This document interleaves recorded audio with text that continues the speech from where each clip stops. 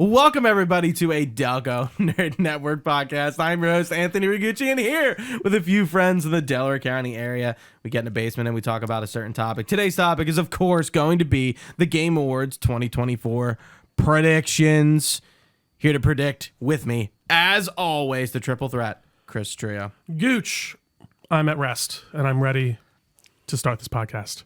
I'm excited to talk about some of the Game Awards. I'm excited to get into some of the issues we may have with it. Of course, always got to talk about the Absolutely. issues. But how you doing, man? What's going on? I got a question for you. Yeah. And I would like to address it on the podcast formally. I don't think we had a one-on-one conversation about, well, on of course Discord, which you can join in the description we have, but I wanted to just, get the straight answer. What do you think of the fucking Big AJ and Big Justice? What do you think of this? Oh my God, we're gonna get into the Costco guys. Well, they're Costco guys. What do you think of the Costco guys? I want your raw, like, unfiltered opinion. I think, like many people in the social media sphere these days, they've managed to capture the essence of just the zeitgeist, if you will. Oh yeah, the zeitgeist, but also like. I think you almost get the most like likes and views for just being cringe these days, and like it just kind of started as like a dad and a son like earnestly making these videos about Costco to now they have the empire that it is today. I know, with Sally Slices and the Rizzler, of course. I thought the Rizzler was related to him. He's just a child. No, he's just a child that started hanging out with him. Yeah, so listen, I respect their game. I respect how much money they've made, but God damn it. I could go forever without seeing the Costco guys again and be happy. So, I kind of agree with everything you just said, but I can't wait for the controversy to begin. I can't wait until something comes out about the dad or the family and it totally destroys everything. I can't wait. I can't wait until... Because it's an inevitability. I mean, look at Mr. Beast. Yeah, I know. Like, it is inevitable. Like something will come out about this family. Because like I haven't like researched anything, but like things have just come across my view as the algorithm usually does. Absolutely. And like this family, the dad AJ, has been trying to go viral since his kids were born. Really? And it's weird. Interesting. And I'm just this is so strange. Like trying to go viral in what ways? Like what was he doing? Filming the family, like just doing things, like making like holiday songs. I saw. It's just like, I'm like, this is strange. That didn't come off to me as like he was trying to go viral. Like I think it. That came off to me as like an earnest dad recording his family and stuff. I don't know. It didn't read that way, but I get what you're saying. I think an earnest dad recording things, meaning he's just recording things and like he's not just posting it online. Because like, why would you need to post things online about your family? I think in that capacity, for right? sure. But I also think there's a lot of people that do that, and to the detriment of their child, they like show them way too much. So I definitely agree. So with that. I'm just waiting for it all to come tumbling down. Absolutely. And I'm waiting for the Rizzler to kill Jimmy Fallon, a la Joker. That was my favorite meme. Yeah. And did you see the other one where the little AJ or whatever calls Big Justice? Thank you. Calls the Rizzler by his real name. And the way he turns around at him looks like he's a fucking serial killer about to commit his next mass murder. Yeah. The whole thing is like, is it kind of wholesome? Yes. There doesn't seem to be any like I think it villainy. Started out that way, but it is weird. It's got like weird. This whole family is just like, we dance in front of a camera. We've made songs about. They all have nicknames. Right. They all have logos. Right. Good for branding. Good branding. I got to give it to them. I guess. Do you know the Big Justice's logo? No, but apparently they're making a lot of money. But like it's just strange. And I mean we are content creators like them. Sure. In a manner of speaking. And hey, do I wish we could have the engagement they do? Yeah, but like it is like watching it. I'm like, this is so strange. I hear you. And I'm entertained out of just how much from like an Oppenheimer studying the nuclear bomb kind of way. Like I'm like intrigued. Did we set the world on fire? Like, what do we do? Well, I agree with you in a lot of ways. I think we did set the world on fire. I don't know. I tend to agree with what you're saying in a lot of respects, but at the same time, I just can't. And not that you're getting like this, just I've seen people online, there's this thing of like, the Hawk Tuah girls making all this money off this, and I have to go to work every day. It's like, yeah, she got lucky. Get over it. Like, I don't know. Like, and it's not going to last. And it might not, but guess what? She's made a ton of money so far, and so have these guys, and if it doesn't last, honestly, I just think more power to you. Take advantage of the opportunity you were giving. Also, I can't wait until Big Justice gets caught for crack cocaine at the age of 17. There was someone because you know this shit is gonna fuck those kids up so hard. You have no idea. Dude, look at children actors. Yeah, exactly. That's what they are. They're children entertainers. Someone shared a picture of who's Bam Margera's uncle, the insane one, the white Don hair. Vito. Yeah, it was like the Rizzler in 2065 or something like that. And exactly. No, listen, like, they're done. There's definitely issues with that, and that's going to be a problem. There was one video that it happened like a month or two ago. It was a behind the scenes video of them like making one of their videos. Yes, and he's like, "All right, stop, hold on. That was not what we had to do. You need to put more oomph in your big AJ or whatever, and you need to give your big chocolate chip cookie like that." Okay, like he's giving all of these stage directions, and it does paint it in such a bit more of a sinister light for sure. But that was a great topic to start us off here with, Gooch. I got to say, I can't wait to put that as one of the time code. Costco guys talk. But you know, usually before we get into our topic, we do like to talk about what we've been up to. Yeah. I mean, I guess I have been watching that shit. So I have a lot of stuff. You know, okay, so let's bring it back to the last time we recorded, which was October 6th. We did our PlayStations thing. So it's been a while since we've done a monthly because we just did this at the end of the month because that's when the predictions come out, right? Well, that day was the day I got my kidney stone. Not 12 hours later. So I'd start us off, and if you're in the Discord, you probably know, but I didn't pass the kidney stone, but I got a kidney stone, and it was truly the worst experience of my life. I've never, dude, it's one of my worst gone through nightmares. so much pain for so long in my life. But I mean, to make a long story short, I woke up in the middle of the night with like immense pain, had no idea what it was delusional about it, went to the hospital. They did the scans. Did you think it was like gas pains at first or anything? It was like a very distinct feeling. I thought I was like, I did something at the gym wrong. That's like immediately what I thought. No, it didn't. It didn't feel like a gas pain. I see. Okay. No, it didn't feel like I had to poop. I see. Or fart. Yeah, and I was in the hospital for from maybe 5 to noon, and then I left, and I was fine the rest of the day. But I don't even know if I passed it.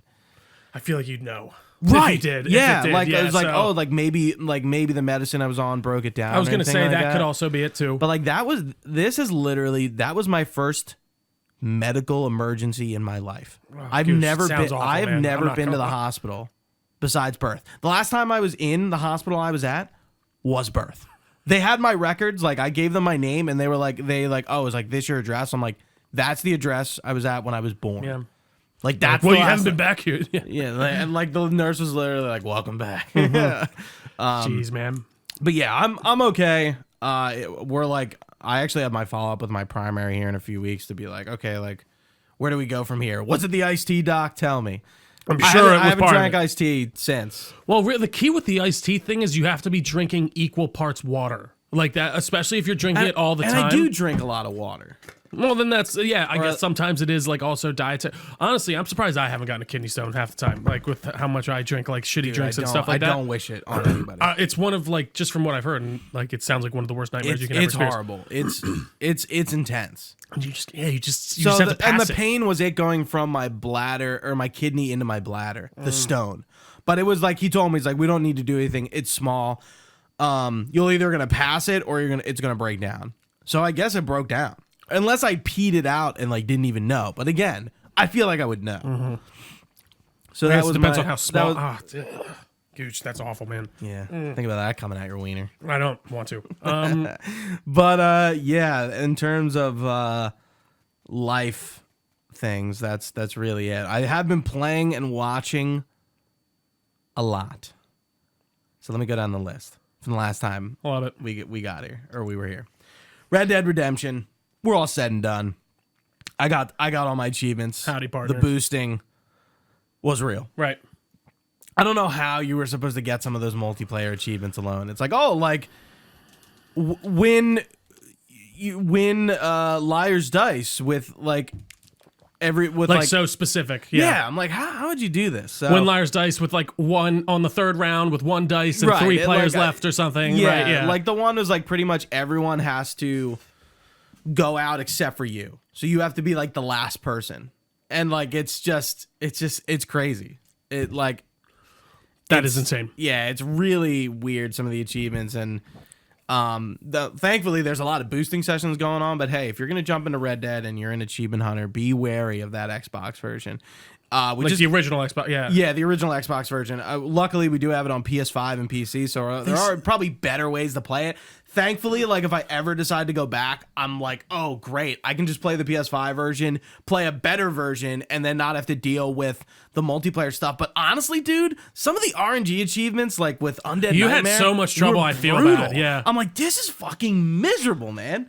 It's so funny too because I really did. I don't know if I just because I played it so many times that I know where everything is and I know what to expect. I was really trying to kind of wander around the map when I could. It's just you were dealing with a fuck ton. That sucked, man. Yeah. I also this is both a play and a watch. So I watched the Tomb Raider, The Legend of Lara Croft, that animated series that came out. That's after Shadow of the Tomb Raider. That's canon to the universe. Pretty good. And because of that, I was like, I'm gonna start Tomb Raider 2, the remaster that came out. I only played like the first game when that came out last winter, so I jumped into Tomb Raider 2. But I really liked The Legend of Lara Croft. Haley Atwell is playing Lara, which great choice. I hope follows into the new games. I feel like that would be a real misstep if they cast a big actress like her and don't decide to use her outside of the series they did. Because, it's originally Camilla Luddington. Right. So, like, the fact that they're starting with new games, the fact that they would decide to cast a bigger name just for an animated series on Netflix seems stupid. We are getting a season 2, but it really has to do with, like, all the trauma that Lara went through all these games and her like finally having time to like unpack it. Sure. And her like just kind of like getting her shit together after it. It's pretty good. I like it. And it involves some of those characters. And I feel like you do need to play at least the 2013 game to really understand like what's going on. Yeah. Mm-hmm. They're not making like hardcore references to stuff from Rise or Shadow, but 2013 Tomb Raider is really where they're pulling from in terms of like where her friend Sam gets taken, like that's brought up a lot, and the death of I don't remember if you remember like Conrad, the guy, somewhat, yeah, like one of the guys that was like a father figure to her gets killed, and like it's like her dealing with the fact that like she's gotten all these people like killed, and she's killed a lot of people too, which they deal with like in Shadow. I was gonna say in the first game too, especially like I feel like you are a murderer. I never did play Shadow. I really should at some point. Yeah. But I'm glad you're enjoying it. Yeah. Also, for my little gooch spooktacular, played Layers of Fear, Bloober Team's first bigger game. So it was cool to play Silent Hill, which I did also play. Didn't go back to, by the way, after that first playthrough. There's a lot of games coming out. Haven't had time.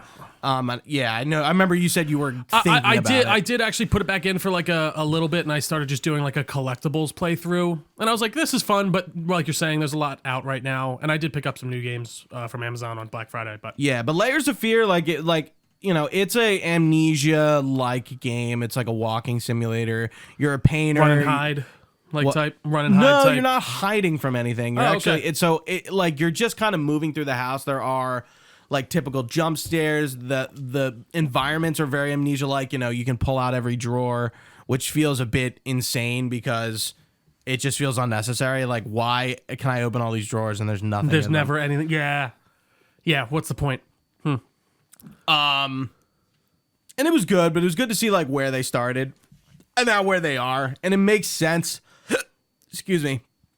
Why they got that remake. Right. Yeah. Like we have Observer and Blair Witch, and they've had a plenty of other titles. There's the Medium too, right? Yeah, the Medium, a Layers of Fear sequel, and like a remake sequel that they did. So they have done a lot, but I don't know if I'll ever get to all those games. But it was cool to kind of play that. We did, instead of doing like the Man of Medan Dark Pictures games, I was like, let's switch it up. I don't want to play Until Dawn remake. Like, I've already played that. Like, I think a few other people have played it. Like there's no, like, it's kind of like, what's the point? Half of those games is kind of like experience them all together, and we don't know what's going on, and we're like figuring out like, hey, like, how, who's the killer? What's going on here? Like, knowing the story, it kind of defeats the purpose. I agree. And I heard the remake wasn't that great. I've heard that too. Just a lot of technical issues. Yeah, I don't know if I'll ever play it. Like, I don't really. I don't feel the need to go like, back to it. And I own the original already on my PlayStation that like looks still fine. Like it's still a good looking, like fine game. So right. I don't know. So I wrapped up my achievements in Kingdom Come Deliverance, my first playthrough. I'm on my second playthrough, which is hardcore, which isn't permadeath, but basically it's like real life. Yeah. There's no your compass. No fast travel, no compass. You gotta just know where to go. And there is there's basically like negative perks, and it's like one of them is if like sometimes you sleep, you just wake up in a random place. And it's just like, it's like sleepwalking or so. Yeah, that's so funny. Yeah, that's pretty cool. And when you sleep, you have nightmares, so you have a debuff for a few hours. Like there's other stuff. So you have to do a hardcore run with those 9 negative things. And I'm following like a speed run of hardcore, so I'm just kind of like, watching where he goes. I'm not seriously taking that on, and like it would take me so long. Like there's so many like nuances to skipping things, and also I'm doing no kills. So on top of it, it's like, how do I even get past certain things? Certain things. Like you have to kill Runt, that character. Yeah. When you attack Privislavitz. Right. But everything else, like you don't really have to kill, and it's like you can get around a lot of stuff. Interesting. But it's like you really like I don't know. It's just like using a guide for some of those things. I think is like really necessary. I was gonna say unless you really want to. Yeah, I don't know. Some of those achievements and even like those settings just become a little daunting to me. It's like I don't even know how you can enjoy even just playing that normally. Like you're obviously going for it with achievements. But like I couldn't imagine just naturally playing the game and like way. putting yourself through that. Yeah, I don't know. But yeah, I finished Kingdom Come Deliverance. Actually, I'm like actually like legitimately proud of you that you got through that, because like I'm actually at the monk side quest now, and I have to go through it, and it's not in the speed run because the guy kills people in the speed run, so he just like goes in the monastery and kills Pius and like leaves. Right. But yeah, so that's where I'm at. So I have to like figure out how I'm gonna get through this. But it is so funny, man. How did you enjoy finishing it up finally? It was after the long slog of the end. Yeah, I did think it was gonna end like 3 or 4 times. I don't know, like after the battle at Vranik, and then there was like 2 more sieges, and then we get to the final siege. I'm like, oh, now it's ending. But I overall really enjoyed the game. I think there's a lot of very interesting mechanics. The world is super vibrant in a lot of historical ways, which I appreciate.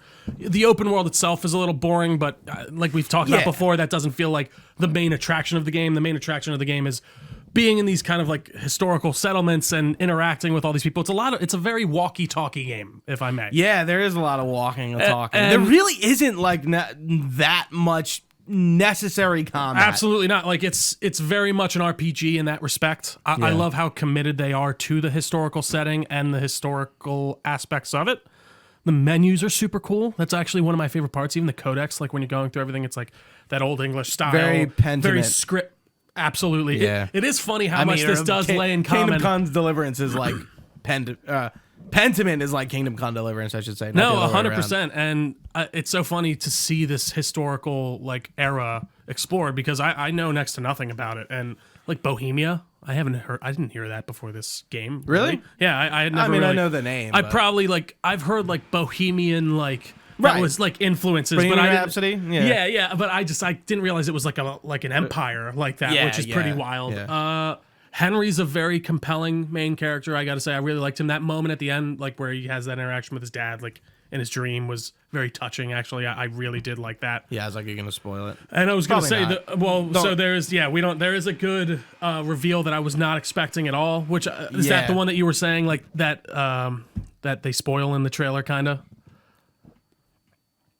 That has to do with the big Henry reveal.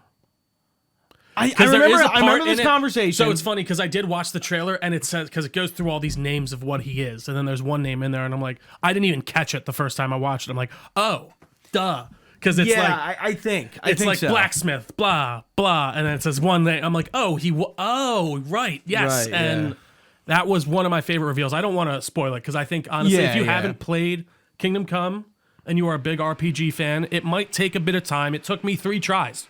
It took me 3 attempts to start this game before it really hit me, and I don't know. Maybe that's not the most sterling of endorsements, but I think sometimes that's just how it goes with games. I don't know if you watched the trailer with the combat in it, but the combat does look much better. I mean, the whole game looks really. We've said it a few times, like the whole summer since we've both been playing. 100%. Yeah. The combat is really the issue. The one thing I will say is this game likes to do things that Red Dead can do because it's such a beautiful game that I don't think Kingdom Come gets away with as much because like. The game looks great, and it's very, like, ethereal almost. Like, there's almost, like, this, like, shine over everything in a way. And I think that works very well. But it's still, like, it's more of a... Would you call it a janky game in some ways? Yeah, for sure. Like, absolutely. What is Workhorse again? They are located, like, in that area, right? I'm trying to remember where they're based. Czech Republic. Right. So, I mean, they have a lot of, apparently, Kingdom Come Deliverance is a big deal. And just like The Witcher well. was for Poland. So that's cool to hear. And I mean, dude, that one trailer they did with them exploring Gutenberg, right? Yeah. That was peak marketing. It was so perfect. It was great. They would like fade from the game to the real life in Gutenberg, and they were exploring. Hans, Chad being Chad. Chad's being Chad. Yeah, but, I'm excited because it does look like I hope it's kind of like the open world is kind of different. Like it's more Gutenberg and less like outside of the big city. Like I'm sure there are going to be some areas, but like I wouldn't mind if it was just central to Gutenberg. Like that was the map, in the outskirts. Well, and I think I saw the map. It did look like it was like the map of Gutenberg looked huge. Yeah. But man, I really enjoyed it. I would recommend everyone who's a big RPG fan play it. I'm glad I went back to it, and I can't wait for KCD 2. Yeah. Star Wars Outlaws, finished platinum or 100%ed. Check out the review. Love it. Started the Dragon Age, the Veilguard, which has been fun, but has been a very analytical process as I come to terms about how this is definitely the worst Dragon Age game. And it's not like the other Dragon Age games. And trying to figure out what it does well on its own and then realize it's like, yeah, like this really isn't like Dragon Age. Like a lot has changed. And I know there's been a lot of discourse with wokeness with the Veilguard, and I think there is some truth to that in terms of the writing kind of being subpar. I think it is. I've seen some lines where I have been like, what are we doing there are some points, and it's like I think we're going about this totally the wrong way. It's not that like, oh, we can't explore like a non-binary character, but I'm like, how we're doing it in a fantasy world that is not the real world, it actually makes no sense. Like we have no context for this. How are you suddenly like making up the context of like our real world modernisms of gender and like putting it into fantasy where like, it never really exists? Like that was never right. And listen, and like you're saying, I don't think you can't explore that. I think that there are ways to like really intellectually break that down and maybe talk about it in a way that's not so like maybe not beating you over the head with it. Is that maybe the way to put it, or would you say like is it like super? Yeah, with your companion Tosh, yes, they definitely beat you over the head with it, and that's just it's never gonna be fun to deal with. Yeah, like I agree with you. Like, it's just written poorly. I think written immaturely. Like it just seems like somebody who like doesn't really know. Does how it to remind write. you of like? Remember I said this problem. Like we were talking about this problem with Spider-Man 2. It's like. The dialogue in that's almost too saccharine, like it was written like with like you're almost in an office meeting and someone wrote the dialogue. Yes, like it's just too squeaky clean. It's like there's no like grittiness to it whatsoever. I mean, like the Rook character, like just like Mass Effect, Dragon Age has like the good, sarcastic, bad options to pick, and there's some in between stuff. Sure, but those three are mostly what you're dealing with. Rook is not mean when he's supposed to be mean or when they're supposed to be mean. Rook is just nice and sarcastic with every option you pick, no matter what option you pick. It seems like there's a tone for this character that like doesn't fit within the option of me playing a good character or a sarcastic asshole character or a bad character. Like it's like they almost don't want to commit to the like being an asshole. Like you can be. It's just like were we afraid to be mean with the character because we didn't want to be mean? Does anyone remember when Shepard slapped that reporter? Right, that and was hit that girl. Yeah, like again, exactly. Insane, but not necessarily saying you have to do that again. But like give it some grit of some kind. Right, like there is like make none. the bad and the good. But like there are some characters who are well written and the story is good, and I hear the ending is fantastic. So I am enjoying it. The gameplay is a bit different. I think it's like when we sit down to review this, I'm kind of thinking like I need to get like a Dragon Age fan on this. That would be because sure. I feel like it would really be a disservice if it was just us two. I really need to like go in depth because like I'm a huge Dragon Age fan. I probably don't talk about it enough on the podcast. I played Dragon Age 1 and 2 10 times each plus back in the day. So I really have like a lot to say about this, but we will get to that eventually. And I think honestly the problem here is like you're saying it's not the same Dragon Age. We haven't had the same BioWare in 10 years. So like and that's a part of it, I think, and too. I want to be honest, mind you, Dragon Age has never been the same. It's different every iteration. Sure. Like it has never been the same, but like I think that's good, but I mean not the same in terms of the world and the characters. They don't feel it doesn't feel like you're in Dragon Age's world. There's something about it that feels off. Right. Yes. An uncanny valleyness almost. It's like, this isn't quite drag. It is, but it isn't. Yeah. Something's weird about it. Yeah, you can't quite put your finger on it. Yeah. I played this game with my girlfriend Kathy called Bokura, and it's like a game. She's like, hey, this is like a game I want to play, and she bought it for me, and it's pretty interesting. It's on Switch and PC. Maybe this will interest you. It's about two kids kind of like going into a forest, and they're like trying to get to the top of the mountain, this mountain to like destroy the statue. Right. And they're two friends, and they get into the forest, and weird things start happening. So like the gimmick of the game is one character sees the world in one way, and the other sees it in another. So you're not seeing the exact same things. Things look a little different. So as you're playing, like to finish puzzles, you have to talk to each other. Sure. But like things look different. Okay. So it's mostly like a puzzle game with like some I'll say deeper narrative stuff. And it is fun. It took us like 6 to 8 hours, but it was a pretty cool romp to play with her. Sounds like a lot of fun. Yeah. Doom Eternal. Oh man. I think the last time I talked about it, I just started it, and I was pretty positive on it. Yeah. And I watched our review back, and I agreed with what you and Phil were saying in that review. Like, I'm like, yeah, on point. Totally nothing's changed about this. That was right after I beat it, and I was going through Extra Lives mode, then both Ancient Gods DLCs Part 1 and 2 and their Extra Life mode playthrough for the trophies. So what, you had to play them twice then? I had to play the campaign and the DLCs both twice, yes. So on my second playthrough of the main Eternal campaign, I was kind of like, okay, this is I feel like this is really overstaying its welcome. And then I get to the Ancient Gods DLC, and it adds a little bit, but like not much to really talk home to. And I'm like, man, this game is jumping the shark. It's smelling its own farts with this story.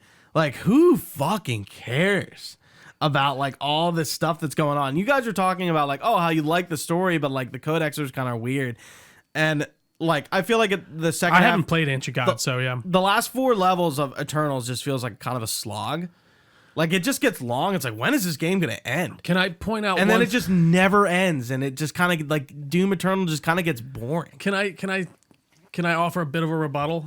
Yeah. You said on the second playthrough that it started to overstay its welcome. Yes. Do you think that's possibly because you're playing a game twice in a row and you're getting a bit like... No, I kind of think like Doom Eternal would just kind of like always be fun. But I think like... Yeah, I guess. Like, like there's something about like the gameplay loop that kind of like, it like loses its like fun. Yeah, I guess I would say those games aren't made to be played 2 times directly in a row. Like, I don't know. Like, I think that will happen almost with any game that I play, where I'm like, if I played even if I'm playing Silent Hill twice in a row, I'm probably going to get a little bored with that gameplay loop after a while. Sure. And it will and like you're saying, I think it's easier to kind of view those negative. Not easier. It's easier to see them because you've already gone through it once, and you can kind of look at things maybe you weren't looking at the first time around.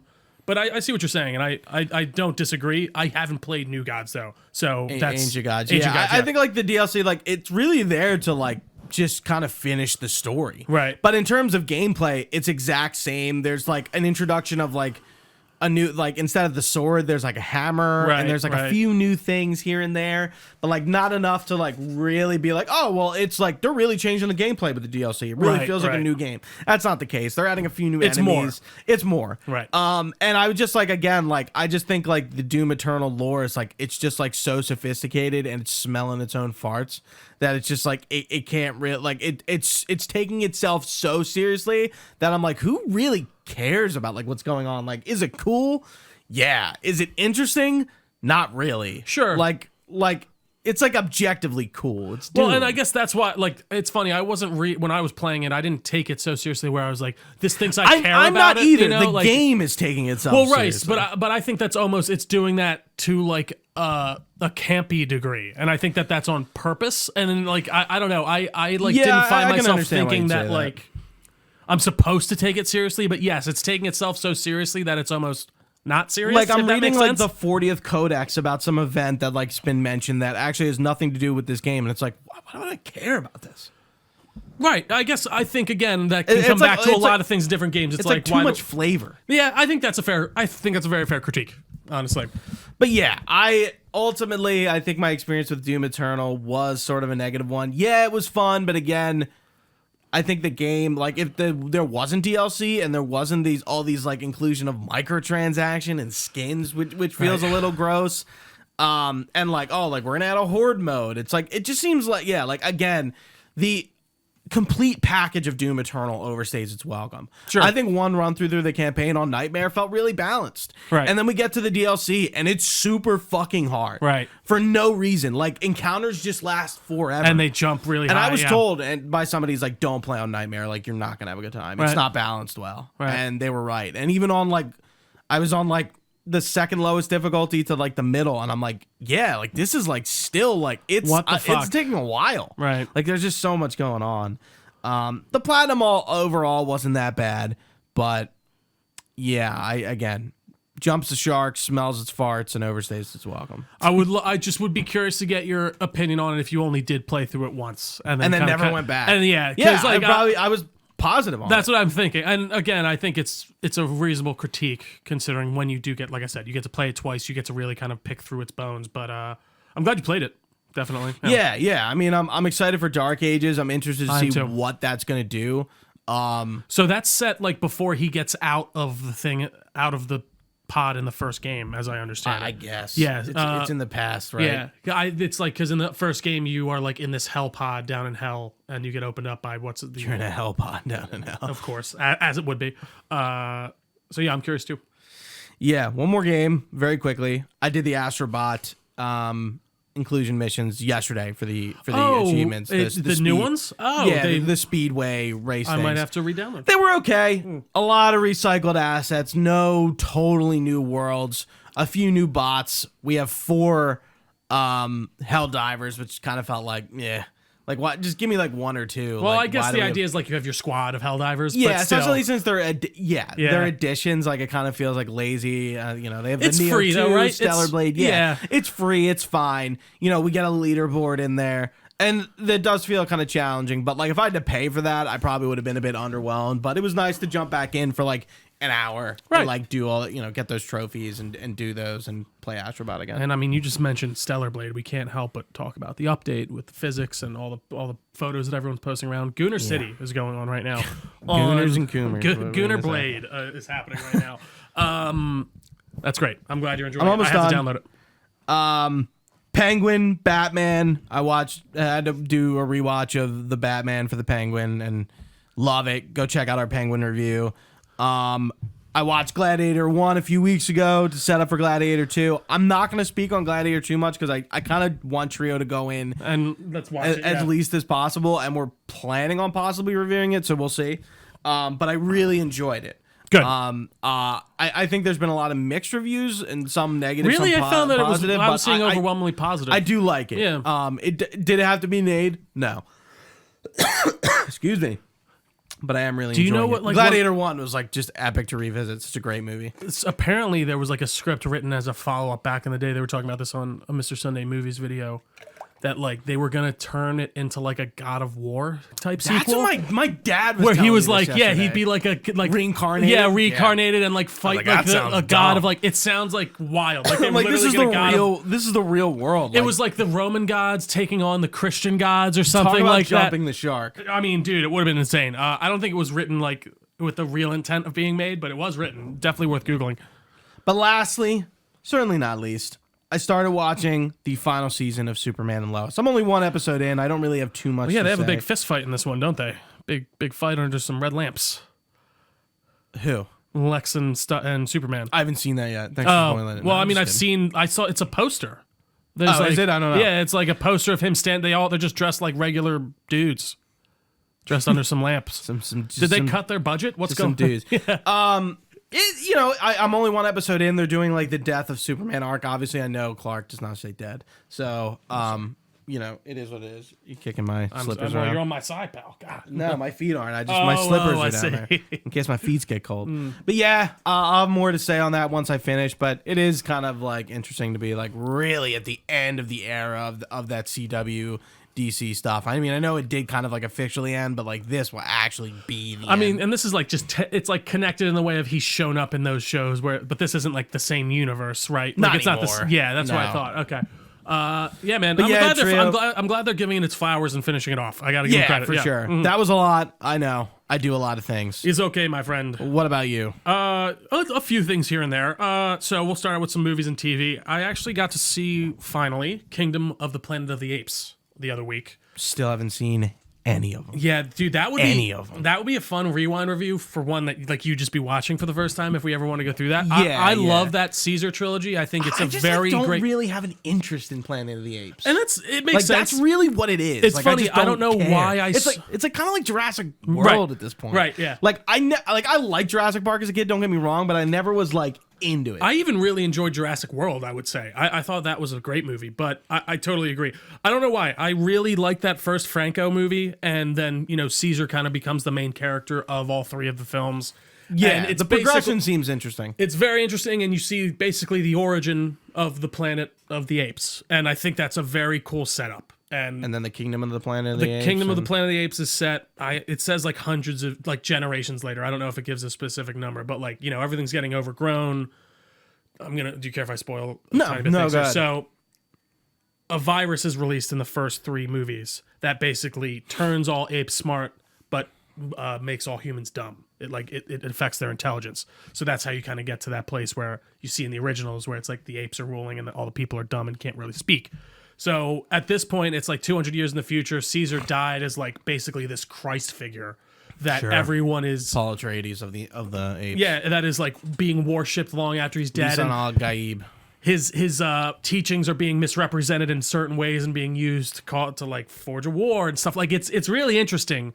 And you follow this one tribe who's been kind of separated all from it, and they get taken in by.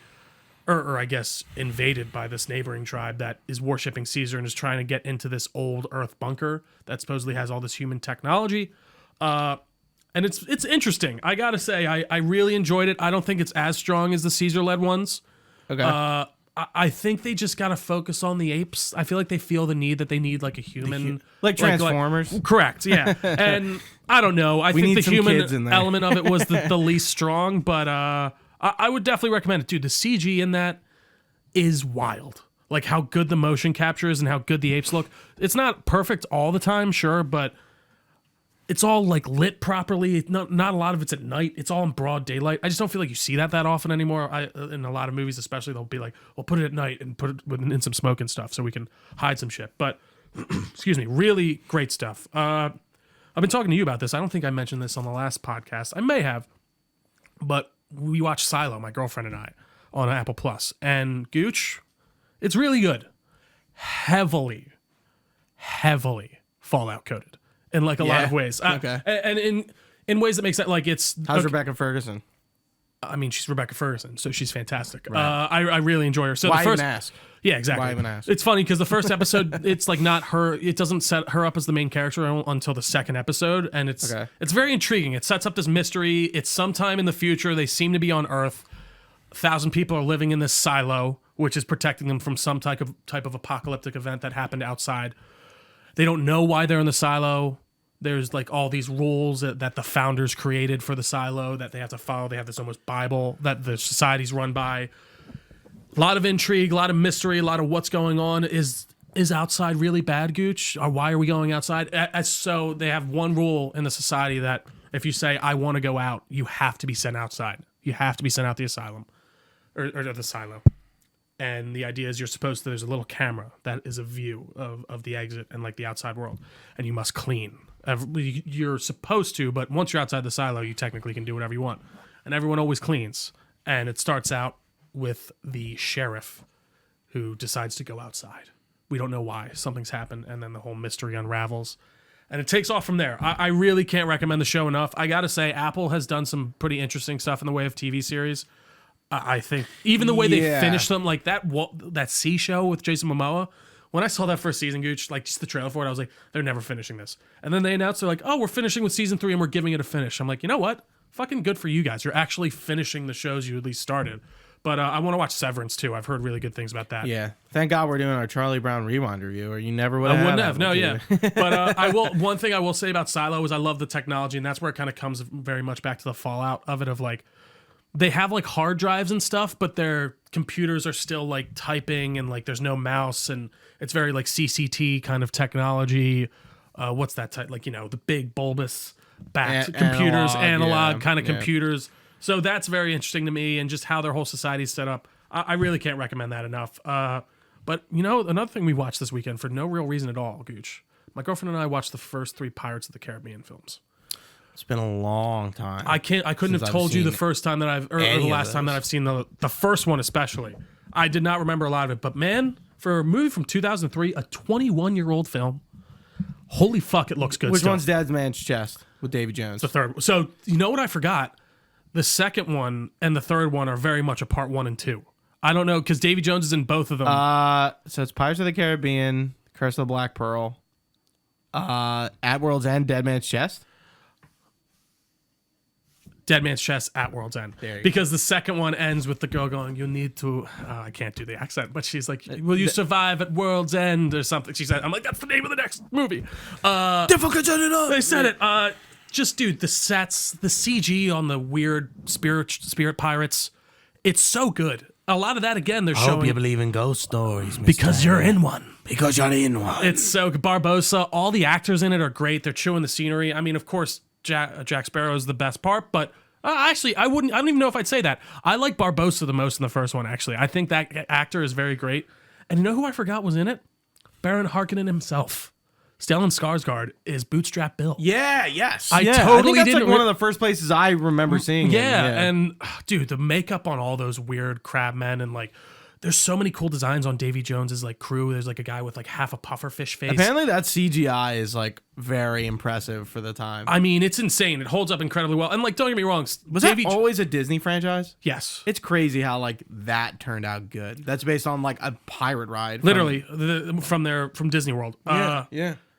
Davy Jones looks amazing. Even all his like mannerisms. I can't remember the guy who plays him, but like, I can't even do his affectations. They're so good. I cannot fathom how they created those back at that time, especially just with how good everything looks and just the commitment to the sets and the stunts. And when they're going down the hill on the big rolly and they're having the fucking big rolly, they're having the sword fight and all that stuff. They're really a swashbuckling good time, Gooch, if I do say so myself. But that's really all I've been up to movies and TV wise. We talked about Kingdom Come Deliverance, of course. Please play that game. It's fantastic. And I actually, Gooch, started getting in to a little Black Ops 6. You have. Because my friends were bugging me. And they were like, Trio, we got Black Ops. Just get on. I'm like, okay, Game Pass. You've won me back in a month. I'll sign up for a month to at least just play for a month and see how long everyone's lasting. Because, with multiplayer games as well as anyone, it's a big pop for a while, and then we stop for a bit. But it's been a lot of fun, man. It's very much back to roots with how, I guess, the multiplayer works. Prestiging is back, Classic Team Deathmatch, and like all those playlists are back. It feels very much like Call of Duty of old. I don't know how much it's been like that for these last couple iterations. I haven't played a Call of Duty in 5 years, maybe, at least since 2019, I would say. I can't even remember. Infinity War was the last one I remember buying. Infinite Warfare, actually, I'm sorry.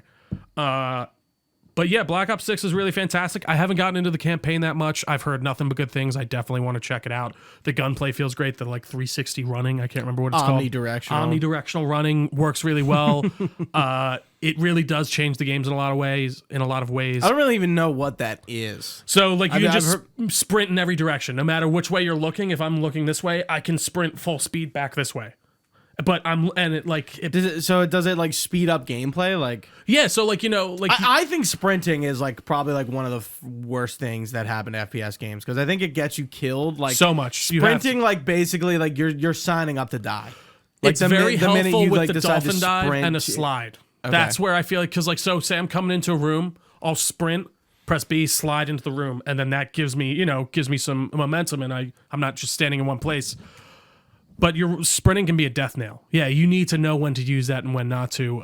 The diving, like the omnidirectional diving, is what I really like. So like I'm running into a room, and like they're in there, and I'm like, oh shit, and then I turn back and I dolphin dive backwards, and I can shoot at them as I'm going down. Or I go into a room and I dolphin dive backwards into the corner as the guy's coming in. Like the movement, you would think might be a little jerky and get to be a little bit too much. But it really isn't. I really think it was an extra layer that adds so much to the game. Zombies is a lot of fun. Been playing that with my friends too. They've really committed to the Easter eggs, Gooch. I know. They like, have for years. I know. Well, it's so funny. I don't even remember. Like last time I played was like Keener der Toten and like the moon map and all that stuff. Yeah, Black Ops. Black Ops 2. I don't remember which one that was. And like the one. No, I think it was 2. Moon is Black Ops 1. It's the last map in Black Ops 1. Is it really? I really thought that was one of the later one. Nope. Moon, zombie, map. He doubts, but he'll find out. I am Gooch good. is correct. Call of Duty Black Ops. Wow. It's the last DLC map. That's never got so wild. It's the only one of Black Ops I never played. But like in that, you know, the Easter eggs are very much like in the background still. Like you have to know what you're doing. Like with this, they're like objectives that you can like, and they direct you to them more. And it's more of like integrated. You can ignore them completely and still like just do the story. Exactly. And I really think it's fantastic. I haven't played the second map yet. Apparently it's pretty good. We're still mastering the first, but yeah, I would recommend Black Ops 6, man. It's a lot of fun. Apparently, like I was seeing like 89% of the sales for it are on PlayStation, which makes sense. Oh, 89? Yeah, it was something like that, like 89, like 80 to 89%. No way. Well, because I mean, dude, think about the total sales. The total sale, because think about it. If you have an Xbox, why aren't you gonna get it on Game Pass? It's $20 a month. You know what? Like they're still like it's still doing well and people are playing it, but like that's where I did see someone share a thing and it's like this isn't cannibalizing sales. Look at how well it's doing. I'm like, listen though. Think about all those people who are paying $20 on Xbox for a month that would have bought the game. Maybe some of them wouldn't have, mind you. Maybe they are buying in because it's such a low tier. But like, think about how many people just aren't like I might have purchased Black Ops 6, but no, I can pay $20 to get the live. Well, but by the way, what's more important, getting your money or getting you in? You know. And that's the other thing. I'm thinking more from like I guess the regular consumer aspect of like the Joe Schmo who's playing video games. It's like, all right, I have to pay $10 a month to use the internet connection, which I still like. I really do think is kind of wild for consoles to begin with. But secondly, then why wouldn't I just pay the extra $10 a month? And this is what they're doing on purpose to get Game Pass Ultimate, and then just have Call of Duty for that. But then the idea is, of course, that they keep you on forever and you never cancel that. Either way, it's a very interesting kind of test for how this will be in the future, and I'm glad to see that Xbox did get a bunch of signups. But definitely play Black Ops 6. I really am enjoying it. Other than that, Gooch, I got 3 games to just run through really quick that I actually purchased off of Amazon on sale this week. One that I already started because they were all like $20 and $30, so was Returnal. I picked it back up. I had PS Plus for like 2 months and was playing it hardcore on there. Yeah. And I was like, I'm enjoying the service, but I don't want to like keep paying for this just to play this game. I'll buy it when it's on sale, and I got it. So I'm getting back into that. Did you restart? Or did you pick it back up? I'm just picking back up from where I'm at. Yeah, I think it's pretty easy. Very easy to kind of slide back into. I think that game has fantastic gunplay, and it's a lot of fun to just kind of throw on a podcast and play to. Yeah. So I can't wait to get back into that. This is one that's also kind of interests me just slightly for a while, and it was Frontiers of Pandora, the Blue Avatar game. It's $20. Blue Avatar game. And I gotta say, man, the intro impressed me. So it's set right before the second game. You're like this troop of Na'vi. Yeah, thank you. You're this troop of Na'vi who were like taken from their tribe and raised to like be soldiers by the humans. Mm-hmm. And you escape after they come back for the second movie, and you're trying to find your tribe. And I gotta say, it's Far Cry Avatar, for lack of a better term. And I think it's pretty cool so far. The movement is like weirdly, you feel like an elf almost. I don't know how to describe it. Because you're tall? You're super tall and light. That's another thing that's interesting. Your aspect ratio compared to like humans, since you're like walking through human settlements, you have to like kneel down and stuff. I haven't played much. Mm-hmm. I'm only like 2 hours in, but the environments look fucking spectacular, and you can like. Where you play it? PlayStation. Excuse me, I should have said that sentence. No, you're good. Yawn. PlayStation, okay. PlayStation, and I was just running through the forest, and I'm like, I wonder if I can climb to the top of that tree. I could. I was like, wow, this is pretty cool. Oh, I don't know if I would have paid $70 for it, but for a $20 pickup, I'm definitely really interested. Was a blip in the radar last year. Like it came out and like it got like 7 and 8s, and then just kind of nobody was really talking about it. Yeah, and I think that just kind of comes down to like I'm sure if you're an Avatar nerd, this is probably a really cool game, and I'm sure you'd really enjoy it. But I'm just like it's Avatar. I don't really fucking care that much. And Gooch, you know what I purchased again, just because I was like, I don't think this is gonna happen if it's on my computer. System Shock. Yeah, I remember. I think you said when you were playing that, you were like, I'm gonna wait for the console and then like play it again, or did you stop or something like that. Because I was so stupid. I bought that like a month on PC a month before, because we hadn't heard anything about the console release, and I was like, I don't know if they're doing it. I have my PC now. I'll buy it for $40, and I started it, and like I've talked about this before with PC gaming. I don't like sitting at my desk. Yes. I don't like pulling it out, and then I got it. Everyone's like, why don't you play on PC? I'm like, the experience on console is just better. And then even if I bring out my PC or my laptop and I put it on my thing and my display case and I start hooking it up, and I have to get out my long cord to plug in with, and like, all right, I have to start up Steam. I have to walk up and do it underneath my console. It's not the like same. It's just not as easy as me plugging in or just turning on my PlayStation. So it was on sale for $25 on Amazon. I picked it up. I downloaded it this morning again. It's only 5 gigabytes on PlayStation. It's an old game. I know. I just didn't expect but it's completely remade. Like and it's like I don't know. It's not that small that I've seen so far. I would have expected like 20 gigabytes, I guess. But I got through the first medical level already this morning as I was playing before I came over here, and it's a really cool looking game. I love the aesthetic of it, and the difficulty is going to be interesting. I might need to pull up some guides here and there, but we'll see. I'm excited to really kind of truck through it this time, though.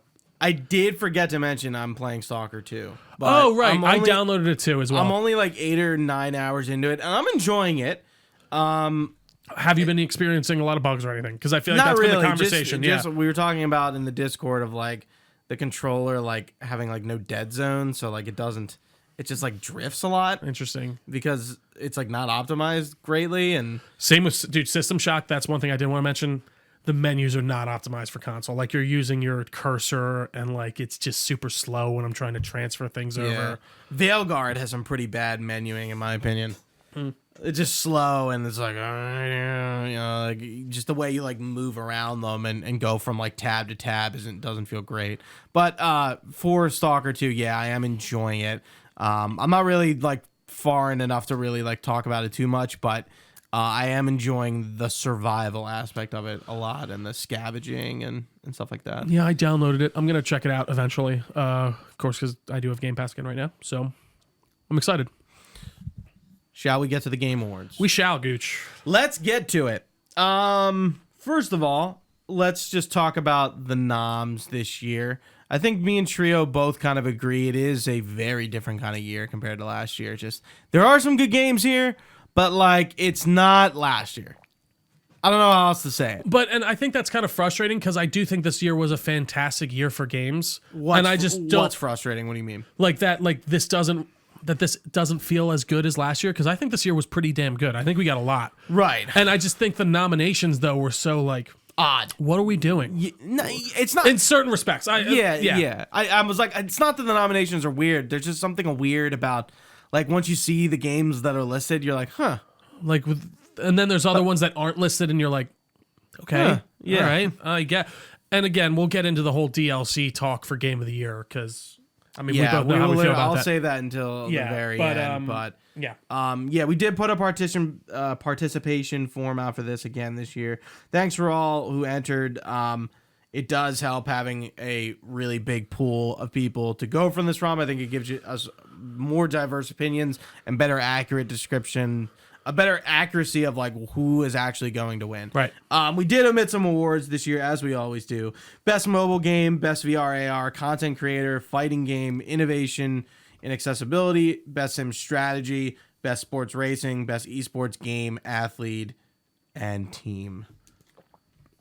So So let's get into it. Best ongoing game awarded to the game for outstanding development of ongoing content that evolves the player experience over time.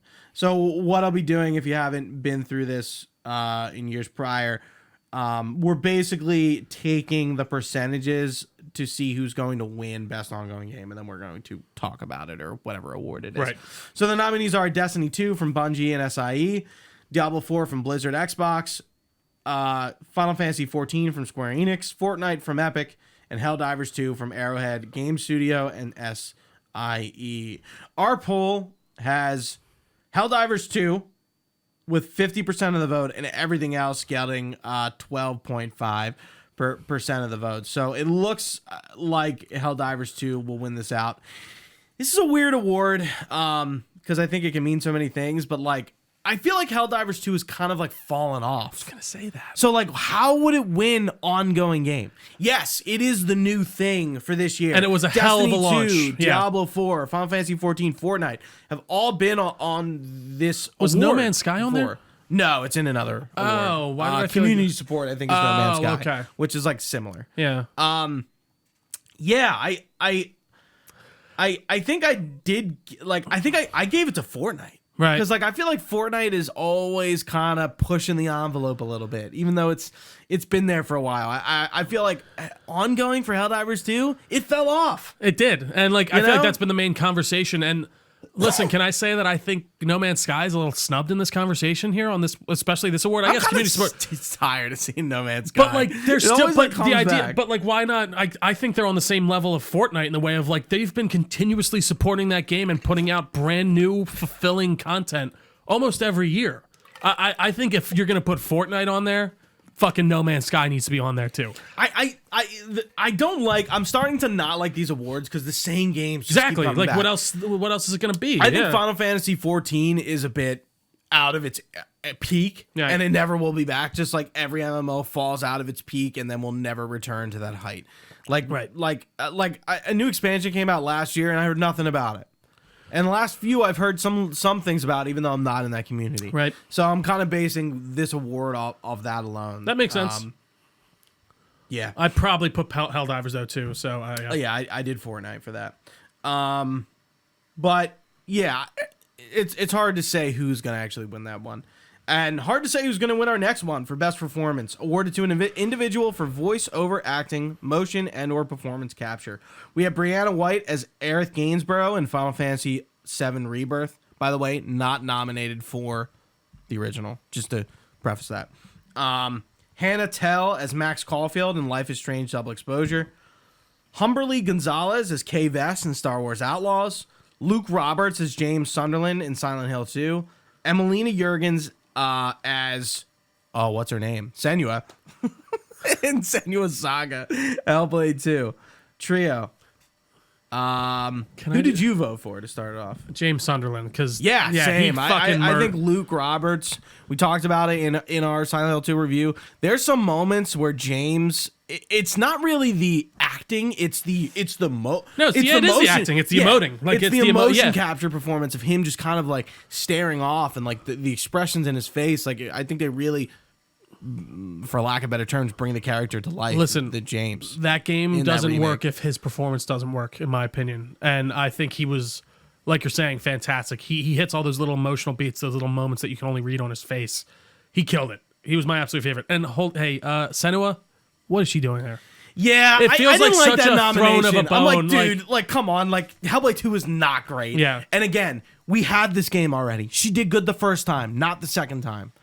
We're not nominating. And she might have done fine the second. It's just more like no one was talking about that. No one's talking about her performance. I'm sorry.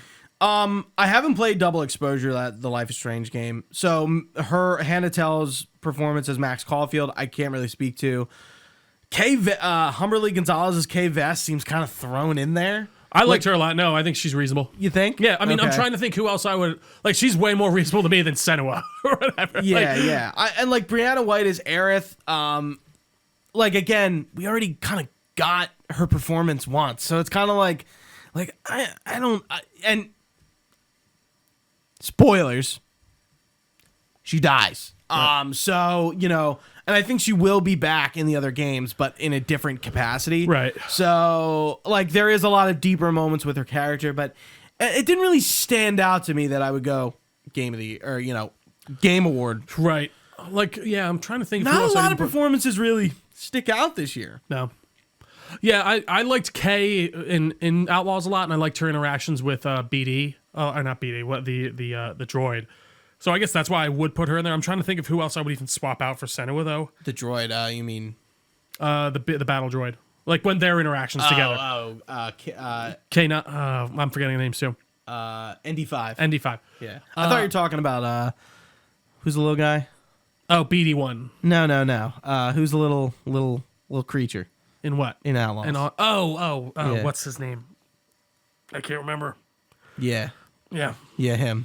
He's cute. He is cute. But our divvy up is 57.1% of the vote went to Brianna White. 28.6 went to Luke Roberts, and then 14.3 from Lena Jurgens. So it sounds like there's kind of a divide here. Yeah, I would love to see Luke Roberts take that. Really. Yeah, I think that would be cool. I kind of actually like Silent Hill's nominations. They actually make me happy. Yeah. I think they're nominated for the right things. I agree. I think Game of the Year would have been like, ugh. I mean, it's a remake. We've had this game. How can it be nominated for Game of the Year? I mean, yeah, I agree with 100. I mean, that's like how the fact that Resident Evil 4, did Resident Evil 4 win last year? No, but it was on. But it was on the Gate. But it was not. It was on the nominated. list. Yeah, that was another thing that annoyed me. Where it's like, why are we doing? Yeah. And again, if that's getting on the list, Dead Space fucking should have been on that list. But either way. Next up, we have Best Art Direction for outstanding creative and/or technical achievement in artistic design and animation. We have Astrobot by Team Asobi and SIE, Black Myth Wukong from Game Science, Elden Ring Shadow of the Erdtree from From Software and Bandai Namco, Metaphor ReFantazio from Studio Zero / Atlas Saga, and Neva from Nomada Studio and Devolver. Go ahead. I think I put Astrobot, but Wukong might be second behind that. Only thing Wukong, like, it's that kind of, Japanese Asian aesthetic that we see a lot. Please excuse me if I'm getting the culture wrong. I do apologize. But yeah. Yeah, so the award is split up this way. 37.5 for both Black Myth Wukong and Metaphor. I think I voted Metaphor for this. Astrobot with 12.5 and then Elden Ring with 12.5. So Neva wasn't even submitted from our polls. I think this is anyone could win this. Shadow of the Erdtree, again, so you're basically also nominating Elden Ring for art direction. Shadow of the Erdtree doesn't really have a different art direction from the base game. So I almost would kind of slide that one to the side. Easily. Astrobot, I kind of looked at him like, okay, yeah, but we've had this before, so it's not wholly original. And that's where I went to Metaphor, and I'm like, I think Atlas, who does the Persona games. Is that not very Persona, though? Yeah, but it's fantasy. Sure. So I think they kind of divvy it up and give themselves a new kind of twist. A little bit of a flavor difference, at least. Yeah, on their style. But you were voting for Black Myth? Yeah, I would say Black. Well, I think I actually put down Astrobot because I did even though we've seen it before, I do like that style a lot. I think it's very cute. I think all the different bot designs are hilarious, and I like the world design in that a lot. But what you're saying is making sense to me. Next up, we have Best Score and Music for outstanding music, inclusive of score, original song, and/or licensed soundtrack. Our nominees are Astrobot, Final Fantasy VII Rebirth, Metaphor ReFantazio, Silent Hill 2 by Bloober Team and Konami, and Stellar Blade by Shift Up and SIE. Stellar Blade for me. Stellar Blade. I love that music, especially when you were going through the desert and stuff. They're I don't even know how to do it. It's very good. So, and going through the rest of the nominees, Silent Hill 2 remake. We've heard this music 20 years ago. It's not new. While it's really good, I can't really nominate it. I agree. Metaphor ReFantazio here is great music. Persona always has good music. But yeah, I think Stellar Blade just shined more than that, and then Astrobot and Final Fantasy VII Rebirth. Final Fantasy VII Rebirth, yeah, we're getting more Final Fantasy VII tracks, but we already got more we got Final Fantasy VII tracks with Remake. Right. So it's weird with these sequels because it's especially these Final Fantasy VII when it's a sequel within a remake. It's we've already kind of done this. I will at least give them good, yeah, but I give the Final Fantasy remakes a little bit more credit than like I don't know, Resident Evil 4 very in the way biased about not loving Rebirth too. So maybe I'm also just kind of being like, theirs is just much like those games are much more transformative than even like a Resident Evil 4 remake or even a Dead Space. Like Dead Space is just 1-to-1. Whereas like I will at least like they open themselves up to more awards to me because they are really transforming like in so many different ways. I know the base story is the same and you're hitting these major points, but I mean they're expanding upon so much in those games. Am I wrong or? But yeah. Yes. Yeah. But like Final Fantasy music has always kind of been music's reborn, different. Yeah. Even if the games weren't remade. Right. They have like orchestras that have redone these music and score, and like I feel like the music kind of lives on even if the game isn't being remade. I agree with you. So music's definitely a different beast. Yeah, Final Fantasy is such a popular series, especially in terms of its music. So yeah, you know, Astrobot is cute and silly, but like. Yeah, I think Stellar Blade's tracks are just fucking. They're so good. I listen to that soundtrack on my own sometimes. There's so many good ones. Yeah. Me and Kathy were listening to it on the way back from the mountains last week, and actually, I'm like, I'm gonna put this on, see what you think, because she watched me play Stellar Blade. I'm like, but like, let's listen to the music, and right. Yeah. So our poll goes 28.6% of the vote to Stellar Blade, Metaphor, and Final Fantasy VII. Astrobot getting 14.3% of the vote, which Silent Hill 2 wasn't even nominated. That's interesting. That is wild. Maybe people had the same impression we did of like, hey, which and I think the that music's makes sense. just coming back. Yeah, you're it's recording redone, it. Yeah, but I mean, but it's funny because I think there's more. Yeah, Final Fantasy VII Rebirth has a lot of redone score, but I think there's also a lot of newer tracks. I see. It is a bit different from Silent Hill 2 remake in terms of talking about remade scores. I hate how much we talk about remakes in these because it's like, well, it's like hard to avoid. It's such a weird conversation because it's not like super. Again, that shouldn't be up for. I'm sorry, that shouldn't be up for the award. Like you're saying, it's you're not transforming the material that much. You're just usually re-recording it. And sure, maybe if there's some extra new songs, but like even still, we're talking about Silent Hill. No, well, it's just Silent Hill, but even like Final Fantasy, I don't know. Like, I would say like the music's kind of transforming a lot. It's hard to say. All right. It's hard to say. Is the main theme the same? Yeah. Well, then get it the fuck out of here. The main theme is the same in every Final Fantasy. Oh, right. Okay. It's the same that makes track. Sense. Yeah. Duh. All right. I wash my hands of it. Best audio design, recognizing the best in-game audio and sound design. Our nominees are Astrobot, Call of Duty Black Ops 6 by Treyarch, Raven, Activision, and Xbox, Final Fantasy VII Rebirth, and Senua's Saga, Hellblade 2 by Ninja Theory and Xbox Game Studios, and Silent Hill. With 50% of the vote, Silent Hill. 12.25 going to Astrobot and Senua's Saga, and 25% of the vote going to Rebirth. Ready? Let's say our vote on 3. 1, 2, 3. Silent Hill. Right. There we go. I mean, duh. Come on. I've never heard more eerie sound design in a horror game. Genuinely, it's discomforting in a way that I've never felt before. I will give an honorary shout out to one single one on there because I think it's easy to avoid, but without the sound design, that game wouldn't work. Astrobot? Black Ops. Oh, okay. Black Ops and just Call of Duty in general. Yeah. That stuff is easy to overlook because it's just in there and it's almost like a given. Like the guns sound like guns, the explosions sound like explosions. You hear the certain pitter patter of it hitting a wall, your bullets. But it is really good in those games. And especially when I have my headphones on when I'm playing Black Ops 6, you can hear every footstep. You can tell directionally where they're coming from. Of course, I mean, that's obviously a usual given for these games, but it feels very real to a point where you almost ignore it. And I think that is a testament to how good it is in and of itself. So shout out to them on that.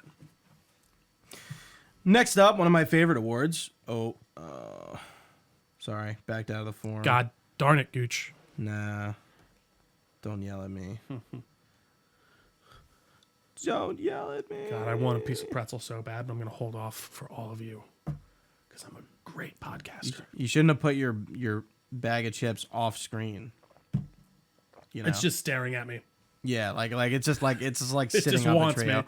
Yeah. So yeah, one of my favorite newer awards, Best Adaptation, recognizing outstanding creative work that faithfully and authentically adapts a video game to another entertainment medium. Our nominees are Arcane by Riot Fortiche and Netflix. Fallout by Bethesda, Kilter Films, Amazon MGM Studios. Knuckles from Sega and Paramount. Like a Dragon Yakuza from Sega and Amazon MGM Studios. And Tomb Raider, The Legend of Lara Croft from Crystal Dynamics, Legendary, and Netflix. I'm going to take a wild guess. This poll is between two. Is it close? No, not at all. Okay, can I guess which one it won? From our poll, yeah. Yeah, Fallout. Yes, with 87.5% and then 12.5% for Arcane. Which makes sense. It's between those two. And I think Fallout will take it home. I think so Just too. kind of like last year when it was Last of Us and the Super Mario movie, there's clearly... I know a lot of people like Arcane and I've heard great things about it, but I think there's a clear winner. It's and it's also, I'm sorry, it's a bit of the animation thing. I know that's I don't know why. It just gets some more prestige for people. But, dude, Fallout, man... None of us saw that coming. How good that show was going to be? Can I? No. Is that crazy to say? No. Yeah, no. I think everyone was a bit skeptical of that. You're like, okay, these trailers look interesting. They feel like they're kind of nailing the vibe, but we'll see. And I haven't been blown away by a show like that in a long time. They knew exactly what they were doing. I said it before. I feel like they took the assignment, understood it, and fucking nailed it. So I can't ask for much more. I fucking love that show. I can't wait for more, honestly. What about you, Gooch? Any thoughts on Fallout? Fallout, yeah. I mean, I'm not gonna really repeat what you just said. Yeah. It's like Fallout truly showed us what a video game adaptation looks like. We've said this before and we've talked about this before. The Last of Us is sort of easy to adapt. It's just a standard. It's 1-1. Yeah, it's an easy narrative to adapt, but Fallout, man, there's a lot more in that world that I don't know if it could be adapted into a show, and we saw it get done. And I think taking the approach of just making it a new Fallout story was the absolute best move they could. And it's just it basically is another Fallout game that you can't play. It's one that you can watch in a way. And we were talking about it for not weeks but months. I think it really dominated the spring season. My girlfriend loved it, who has no touchstone to Fallout, and then she recognized it enough to where when I was playing Fallout after, she's like, "Wait, is this Fallout?" I'm like, "Yep." Yeah. So it's so good, man. It's really great. Next up, we have Best Narrative for Outstanding Storytelling and Narrative Development in a Game. Our nominees are Final Fantasy VII Rebirth, Like a Dragon, Infinite Wealth by Ryuga Gotoku Studios. Good Sega. try. Metaphor ReFantazio, Senua's Saga, Hellblade 2, and Silent Hill 2. Going back to the same point, hey, Silent Hill 2, we've had this story before. Kind of hard to beat it. But hard to vote for it as well. We have a huge split. So 12.5% of the vote to Senua's Saga, Metaphor, and Infinite Wealth. 25% to Silent Hill 2, and 37.5% to Final Fantasy VII Rebirth. I think I voted for Metaphor. I really want to... I think I'm throwing Metaphor on my Christmas list this year. I really want to play it. I think it's a good opportunity to get into Atlas games without hopping into Persona, even though I would just work backwards if I were to play that whole series, but it sounds like daunting as hell, just because sounds it's like how commitment. long. Yeah. I mean, Metaphor is definitely a commitment too, but I've heard a lot of good things about Metaphor's narrative. And none of the other nominees really stuck out to me. I mean, again, I just made my case for Silent Hill 2. Hellblade 2, I think, is a pretty lackluster game. I don't think it really deserves to be nominated for anything, maybe besides audio design. And Rebirth really didn't do it for me this year. But Trio, what about you? Literally, I hate to say not a lot of stand I hate to say with the awards. It's just like honestly, there's not standouts this year. It's not. It's very weird. It is. It's not. This is one I'd throw on there just because it's a new IP and because I found the story pretty good and enjoyable. Stellar Blade. It's a new IP. It's a new game. Sure, the story isn't anything to write home. I think that was the weakest part of the story is serviceable, right? So yeah, I don't think it could get nominated for best narrative. But I don't know. Remember what were we talking about? Where I was like, is Stellar Blade my game of the year? I do like a lot of what they do narratively in that game and how there's a lot of almost Matrix within it and too inspiration wise. So I don't know. I just would like to see new IPs and not Silent Hill shouldn't be on here. It shouldn't. That's a narrative that already got its flowers. Why are you putting it in this category? I just think it's taking up room for something that is new, and maybe I agree. And that's what annoys me. I don't know if it's Stellar Blade, but right, yes, like that, absolutely, 100%. But that's kind of where I'm at with it. I guess I would, if you put a gun to my head, I would have to say Silent Hill, which I don't think is. It doesn't make me feel good. I don't know, you know what I mean? It's not. You'd like rather have something else, right? Yeah. I'd almost rather choose Stellar Blade just because it's a new game. I included games for Impact because I thought maybe our audience would have something to say, and we actually got pretty low polling for that one, but I'll read it off anyway and just kind of go through it and then move past it. Games for Impact for a thought-provoking game with a pro-social meaning or message. We have Close to the Distance from Osmotic Studios and Skybound Games. Indica, which I've heard of a lot from Odd Meter and 11-Bit Studios. Neva from Nomada Studio and Devolver. Life is Strange Level Exposure from Deck 9 and Square Enix. And Senua's Saga Hellblade 2 from Ninja Theory and Xbox Game Studios. Our polling goes like this. 50% for Life is Strange, 25% for both Neva and Senua. Any comment? Not really, to be honest. Yeah, I kind of just included that because I thought the games on it were a bit more mainstream, so maybe that's true. Yeah, we would get some votes for it, but I was kind of wrong on that point. Gotta try. We didn't get a lot of write-ins on like why X game should win X award, and I think that's echoing what we just had right there. I feel like I don't like I don't know if it I don't think anyone. I think there are some awards where people feel strongly about, but I don't think it's like as strong as past years where like we're really like, oh man, this could really win over this, you know. I just think there's some choices again when it comes to nominations, especially that I think are kind of like just causing some consternation, but I agree for sure. Next up, we have Best Community Support, recognizing a game for outstanding community support, transparency, responsiveness, inclusive of social media activity, and game updates and patches. Our nominees are Baldur's Gate 3 from Larian Studios, Final Fantasy XIV, Fortnite, Helldivers 2, and No Man's Sky. In this, I think Helldivers deserves it because we watched Arrowhead be like beyond transparent with the launch of this game. Yeah. A lot of feedback going into that game, making it better. So our dice up goes like this: No Man's Sky with 37.5, Baldur's Gate 3 with 12.5, and 12.5 going to Final Fantasy XIV and Fortnite as well. 25 going to Helldivers 2. Trio, where'd you land?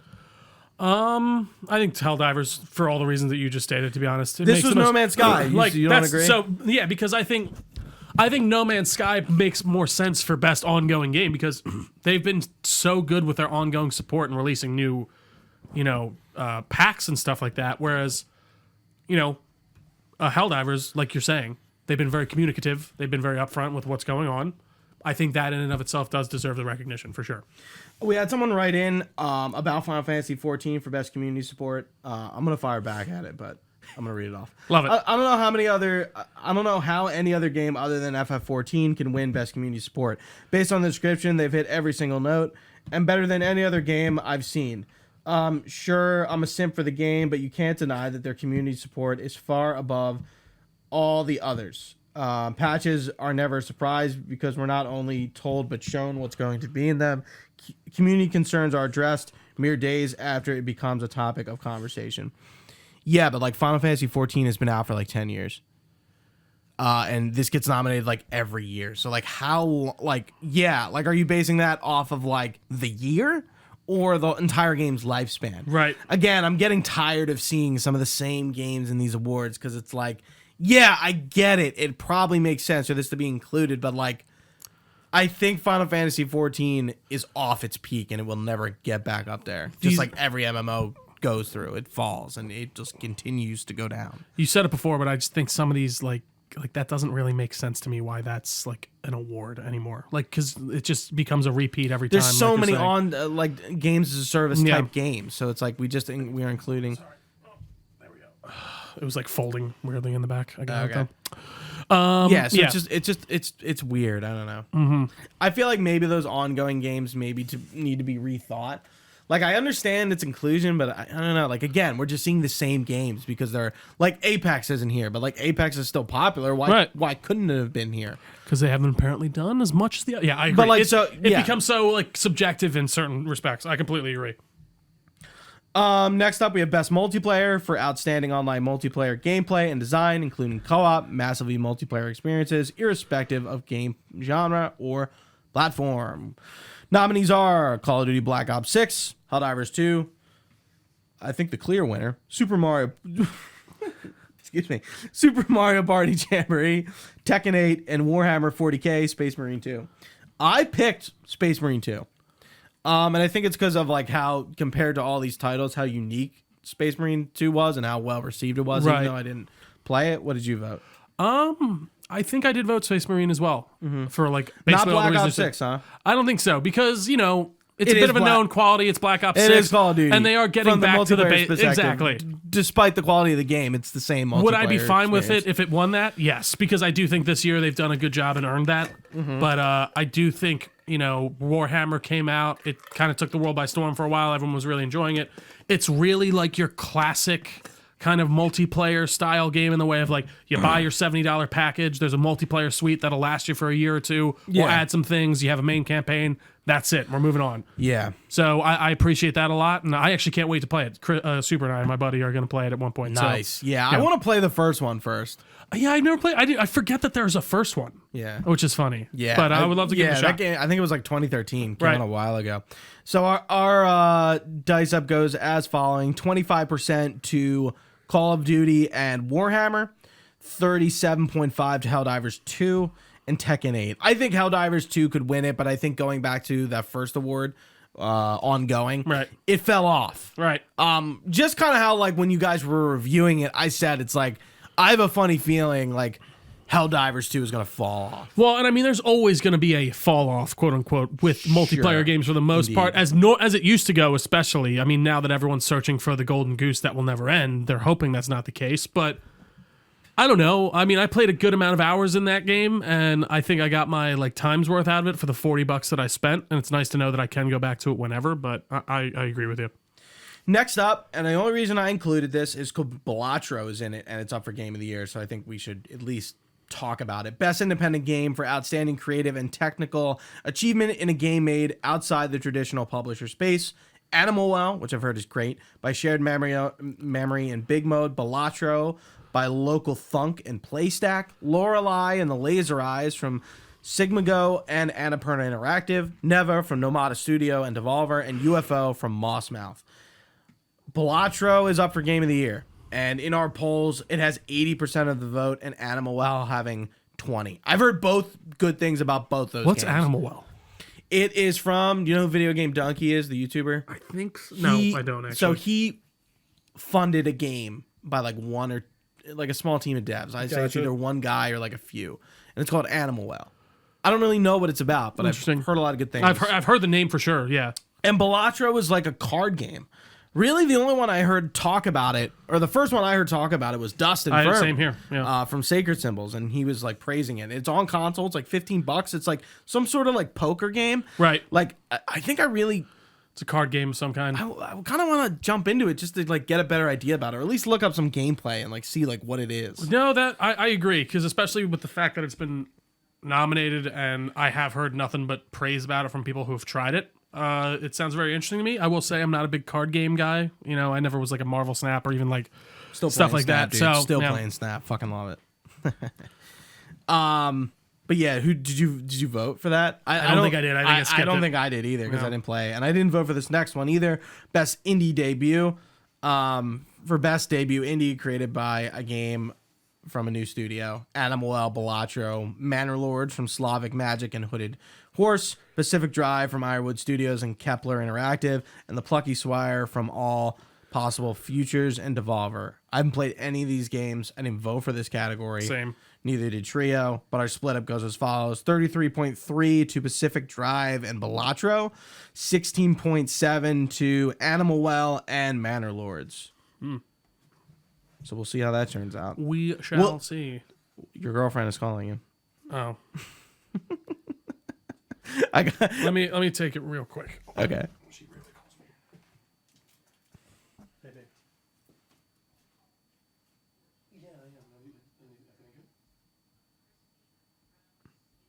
But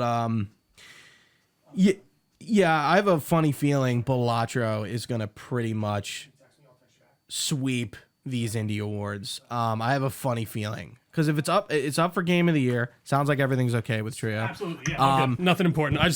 She rarely calls me, so that's why I like to pick. I was just like, what's going on? Yeah, and she hadn't texted me this morning either, so I was like, everything good? We're all good though. Okay, Sorry. cool. Yeah. No, I have a funny feeling Balatro is going to sweep the indie games. It's up for Game of the Year. It makes total sense. That has to mean something, you know. But let's move on to best anticipated game. Something I have invested stakes in, but maybe not the audience. But you probably know where it's going, Trio. Right. Best anticipated game, recognizing an announced game that has demonstrably illustrated potential to push the gaming medium forward. Right. Of course, Death Stranding 2 on the Beach from Kojima Productions and SIE. Sony Interactive Entertainment is SIE for those who don't know. Ghost of Yote from Sucker Punch and SIE. Grand Theft Auto 6 from Rockstar. Metroid Prime 4 Beyond from Retro Studios and Nintendo. And Monster Hunter Wilds from Capcom. Obviously, as everyone could anticipate, Death Stranding 2 for me, with 25% of the vote. Right. Metroid Prime 4 with 12.5, and everything else 62.5 to GTA. Trio, tell me why GTA is going to be the next greatest thing. Listen, yeah, I mean, like, this isn't even like a question of what everyone's excited for. Just in the way of like, this will be a like, and I'm not trying to oversell this, but like a truly momentous moment in video games. And I really cannot wait to see what this game is finally going to be, Gooch. Yeah. Whatever it is, I'm still happy to know that it's GTA 6. It's not just like Grand Theft Auto when they're trying to like make it a platform or something like that. Like, sure, they seem to be going the way I wanted to. I you know me, I'm a fucking Red Dead man to the end. I love Rockstar. I love what they can do. I want to see what a $1 billion game looks like. I want to see the fucking blades of grass on the Florida ground as I'm going by. I want to go through the swamps of Leonidas or Leonido, whatever the name of the state is. I cannot wait, Gooch. I'm so excited. I'm still very much prepared for the fact that it could get delayed to next year. Yeah. But it does have a 2025 release date, and that's the point of this award category. I'm trying to think. Somebody was like, oh, like, why isn't this nominated? No. Okay, never mind. I couldn't think of something. I feel like I had a conversation and may not have been DNN related. Gotcha. But I voted for Death Stranding 2 on the Beach. I went. That's right there for me, by the way. I will admit. When I saw that Kojima was making a Death Stranding 2, I was really like, he has more to say. I don't really think it's because the game needs a sequel or its story needs to be serviced by any means. I think Kojima just has more to say about the themes of the game. 100%. And the fact that Death Stranding 1 resonated with me so much, I'm really looking forward to... Actually, I'm not really looking forward to what Kojima has to say in terms of, like, should we have connected? The fact that we're going to maybe, like, totally take Death Stranding 1 and kind of rip it apart and be like, hey, like, should we have done this? Should we have talked about this and had these conversations about connection and stuff like that? I'm really, like, interested to see where it's going, but also, like, kind of nervous because it's like, what does Kojima have to say more about what Death Stranding Listen, when we was? had Troy Baker, David Bowie Joker with his guitar gun come out, I was like, all right, yeah, I'm in. Let's go. Let's do it. Right. I'm ready to do it. Okay. I don't know what was that. I don't know what I just saw, but I know that I like it and I'm excited. And I shouldn't have liked Death Stranding at all. Genuinely. Like if you like went back and pitched that to myself in like 2015, you were like, you're going to really enjoy this game. I'd be like, I'm walking around delivering packages in a post-apocalyptic wasteland. What? That's all I do? And oh yeah, by the way, when you trek up hills, you got to hold LB and RB to balance yourself. I'd be like, okay. So I'm excited. I think it's going to be really cool, and I'm curious to see what he's going to do. I'm very excited for like Fizzant and like his more like noir Metal Gear-esque type. Whatever that's going to be. Whatever Fizzant is, yeah. Excuse me. Yeah, I just had a thought in my head. I think I was thinking about the next award and Death Stranding 2 at the same time. So I think they might have like combined and made me feel like I had something to say, but I don't think I do.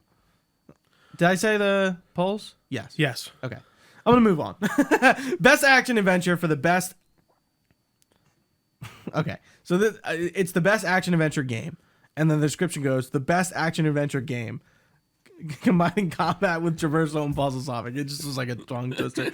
Astrobot, Prince of Persia: The Lost Crown from Ubisoft Montpellier. Ubisoft. Right. Silent Hill 2, Star Wars Outlaws from Massive Entertainment and Ubisoft, and Legend of Zelda: Echoes of Wisdom. Really thought hard about this. I don't think it's Silent Hill 2. Action adventure, Silent Hill 2 doesn't fit that category. Right, I agree. And then I was like, okay, Astrobot or Outlaws? And Trio, I went Astrobot. All right. What'd you do? Outlaws. I really Okay. That would What's be your, that what's would your be on a reasoning game there? of the year list for me genuinely this year, and how much I enjoyed it. But I don't know. I think the exploration of that game's a lot of fun. I think the gunplay works well enough. I think it's actually very good. I know you didn't have a great time with the stealth. I thought it was very well done, and yeah, I felt like it was a really great, just kind of, especially when you lay out what an action adventure game is. Yeah, that I think is pretty spot on. And it's not even like a super RPG heavy action adventure game, which I can appreciate. So most of our audience is against you. Of course. Silent Hill. Because they're wrong. Silent Hill and Outlaws have 12.5. Echoes of Wisdom has 25%, and 50% going to Astrobot. Yeah, I just feel Astrobot. It's a platformer. Is the act? It's a platformer. It is more adventure than action, but there is a lot of like fighting. Like I don't know. It's not just. I mean, yeah, no. It's a platformer. Okay. So yeah, it is simple punching and jumping on things, but I think like where I think it kind of gets into the action part of it with like the per galaxy, like the punchy things or like the dog backpack thing. I think kind of like make it blend the lines between platformer and action adventure game, and it kind of comes together in a very neat package. I will respectfully disagree. It's a basic platformer to me that uses a lot of really cool, neat tricks. There's way more going on in Outlaws and way more interesting kind of dynamics to me. But I digress. For next up, we have Best Role-Playing Game. For the best game designed with a rich player character customization and progress, including massively multiplayer experiences. Dragon's Dogma 2 from Capcom, Elden Ring Shadow of the Erdtree, Final Fantasy VII Rebirth, Like a Dragon Infinite Wealth, and Metaphor ReFantasio. I kind of, since I haven't played Metaphor ReFantasio, I don't really know the RPG of it. I voted for Dragon's Dogma 2. I also did. Okay. Even though it wasn't my favorite game this year, you can go back and watch the review we did on it. Pretty divided up. Yeah. 28.6% of the vote going to Dragon's Dogma, Metaphor, and Rebirth, and then 14.3 going to Elden Ring. So it sounds like, based on our poll, that everyone else also agrees that Shadow of the Erdtree should not be. Almost everyone. Someone did vote for it. Yeah, right? someone did vote for it. And you're wrong. No. But I think everyone. I've seen a lot of I've seen a lot of game journalists fight it. Like fight it and be like, no, it should be in. Right? Yeah. Like Greg Miller had something to say about it. I'm like, a Greg, hilariously shut bad the take. fuck up. It's so you bad. couldn't be more off base if you tried, brother. But and there were that's feel bad. I mean, we could name. There's a so few you're more, so you're basically saying Shadow of the Erdtree doesn't win it. Elden Ring does. You can't say that like Shadow of the Erdtree is better than Elden Ring because it iterates on what has come before. Are we going to get into this whole conversation now? Because I could. No. Yeah. But Cyberpunk was different. Yeah. I think Phantom Liberty really restructured what that game was. And I think that's why the conversation was different last year. Because Phantom Liberty really did It's change. intrinsically connected. Like, especially that DLC. Like you're saying. You're talking about Cyberpunk? Cyberpunk with Phantom Liberty. Like, that changes the game. Yes. You know what I mean? Like, yeah. You can't have one without the other. Does some different things, but it's based on a really good game that was Elden Ring. But also, you have to play 200 hours or so many hours of Elden Ring to even be able to play that it's not a standalone experience. No. So how could it be a game? It's not. Do we want to, again, we'll get into that more. No, I want to save it for the end because we did have a lot of write-ins about like the deal. Yeah, that. We had a few and I was just like, all right, I'm not even going to put them all in. We're just going to talk about it at the end because everyone was kind of asking about it. Next up, we have Best Action Game. For the best game in the action genre, focused primarily on combat. Black Myth Wukong, Black Ops 6, Helldivers 2, excuse me. Getting to that point where my voice is cooking out. No, especially when you're reading out so much I'm out of water. Yeah. Stellar Blade and Warhammer 40K. I'm trying to remember what I voted. Now your mom's calling, dude. I know. Everyone's... Now I'm in on It's so funny. I forget life. that they connect like that. Trio's a hot commodity. Oh. No. Wait. Okay. Just swipe it up. I had to decline. Sorry, Mrs. Trio. It's not the time.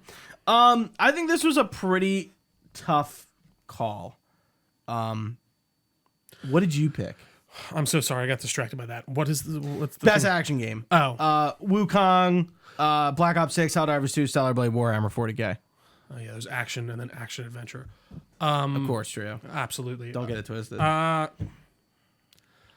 Maybe Black Ops. I don't even remember what I voted on that one, to be honest. Yeah, I'm kind of forgetting. So 50% of our audience went Wukong. And then we have 25 to Warhammer and 25 to Stellar Blade. I think I actually did vote Stellar Blade. I think I voted Stellar Blade too. Yeah. I really enjoyed the gameplay of Stellar Blade a lot. Yeah, for a few reasons. I did too. Yeah. Like genuinely. Absolutely. I've heard, you know what? Actually, no. I didn't vote Stellar Blade. I voted Warhammer. I think Warhammer really showed me like how actiony that game was from what I saw. So I was like, yeah, I think Super Gears of War-y too. Yeah, I think that kind of deserves the award because it is based on combat. And I think Stellar Blade, while based on combat, has a bit other systems that I think get your attention. I think you're there for Warhammer. One, because of the IP, but two, because of the action. Absolutely. I mean, that's fucking skull and bone shit. That's crazy fucking stuff. That game looks amazing. I mean, I keep seeing that one clip. And Bones. I just am saying that as like I'm not saying the game. Oh yeah. I was like, wait, what? What? Yeah. That one scene where like the guy in the huge suit bursts through the wall and he's like, "Point me to the carnage" or something like that. Like I'm like, fuck yeah, I'll point you to the carnage. Yeah. Really good stuff. I'll point you to the carnage. Let's fucking go, man. Next up, we have the best best family game. the best game appropriate for family play, irrespective of genre or platform. Astrobot, which will win. Princess Peach Showtime, which I heard was not great, from Good Feel or Nintendo. Super Mario Party Jamboree. Did you get that? I did. It's a lot of fun. Okay. Yeah. Maybe you should invite me over. Absolutely. It's gonna just me and you and we'll play. Well, I was actually absolutely just a little Gooch trio. Unlike you did with the Batman. Nintendo Cube and Nintendo for that. Legend of Zelda: Echoes of Wisdom from Grezzo and Nintendo, and the Plucky Squire. So looking at our polls, that's divvied up between 37.5% for Mario Party Jamboree, 50 for Astrobot, and 12.5 for Echoes of Wisdom. I think Astrobot's going to win, hands down. I would hope so. I think they deserve it, especially considering it's the first time in a long time that Sony's really dipped its toes back into this genre of game, being platformy and a bit more, childlike wondery. I think it deserves it if it doesn't. Trio, we are down to our last two, the big two. The big two. Best game direction, awarded for outstanding creative vision and innovation in a game direction and design. Nominated for this award are Astrobot, Balatro, Black Myth Wukong, Elden Ring, Shadow of the Erdtree, Final Fantasy VII Rebirth, and Metaphor ReFantazio. A lot of games I didn't play on this list. Yeah, same. Where'd you go? I think Black Myth. Because that game was talked about so much this year. I think it really did. It seems to be coming back with the Game Awards. Absolutely. I felt like that took over the news cycle for a while there. Everyone was talking about Black Myth. A lot of our Discord was talking about it. Penza was raging about it, I remember. I think the game direction in that seemed very strong. It had to have been to make that successful of a game, in my opinion. And, we've talked about it before, how we feel like we're getting a little tired of that aesthetic and that time period and that, the like Japanese feudal Japan type idea. But they still are kicking ass and they did a great job with it. So I think it would deserve that for sure. What about you? I think I voted for that. I don't remember, though, for a fact. This is more off my top of my head. So it's definitely not Final Fantasy VII Rebirth. I think its game direction is actually piss poor. I've heard that from open you. World shit is a lot going on. Too much almost. Not good. Mm-hmm.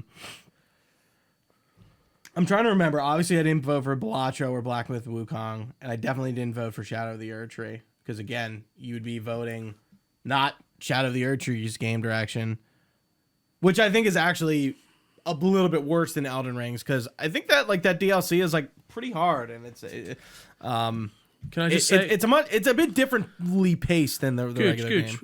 I'm sorry. Is the title of the award add-on direction? Oh no, Boom. It's not. Done. So actually, no, I know who I voted for because I didn't play Metaphor ReFantasio. And I don't think I voted for I think I voted Astrobot. I think it's got a pretty good game direction. I agree. And it executed on it perfectly. I think like that game really kind of knew what it wanted to be and captured what that demo was that came with the PS5 almost flawlessly. Absolutely. I concur, Gooch. Yeah, I think Metaphor could be a winner for this. Easily. How was it divvied up between our polls? We're 37.5 going to Astrobot and Elden Ring, and 12.5 going to Metaphor and Final Fantasy VII Rebirth. I think this is a tough one. It is because it's like one. Part of me feels like game direction should also be the winner of the game of the year. Because like, how do you is indicative, but not. Right, it's not always, but it almost feels like logically that's how that should work, right?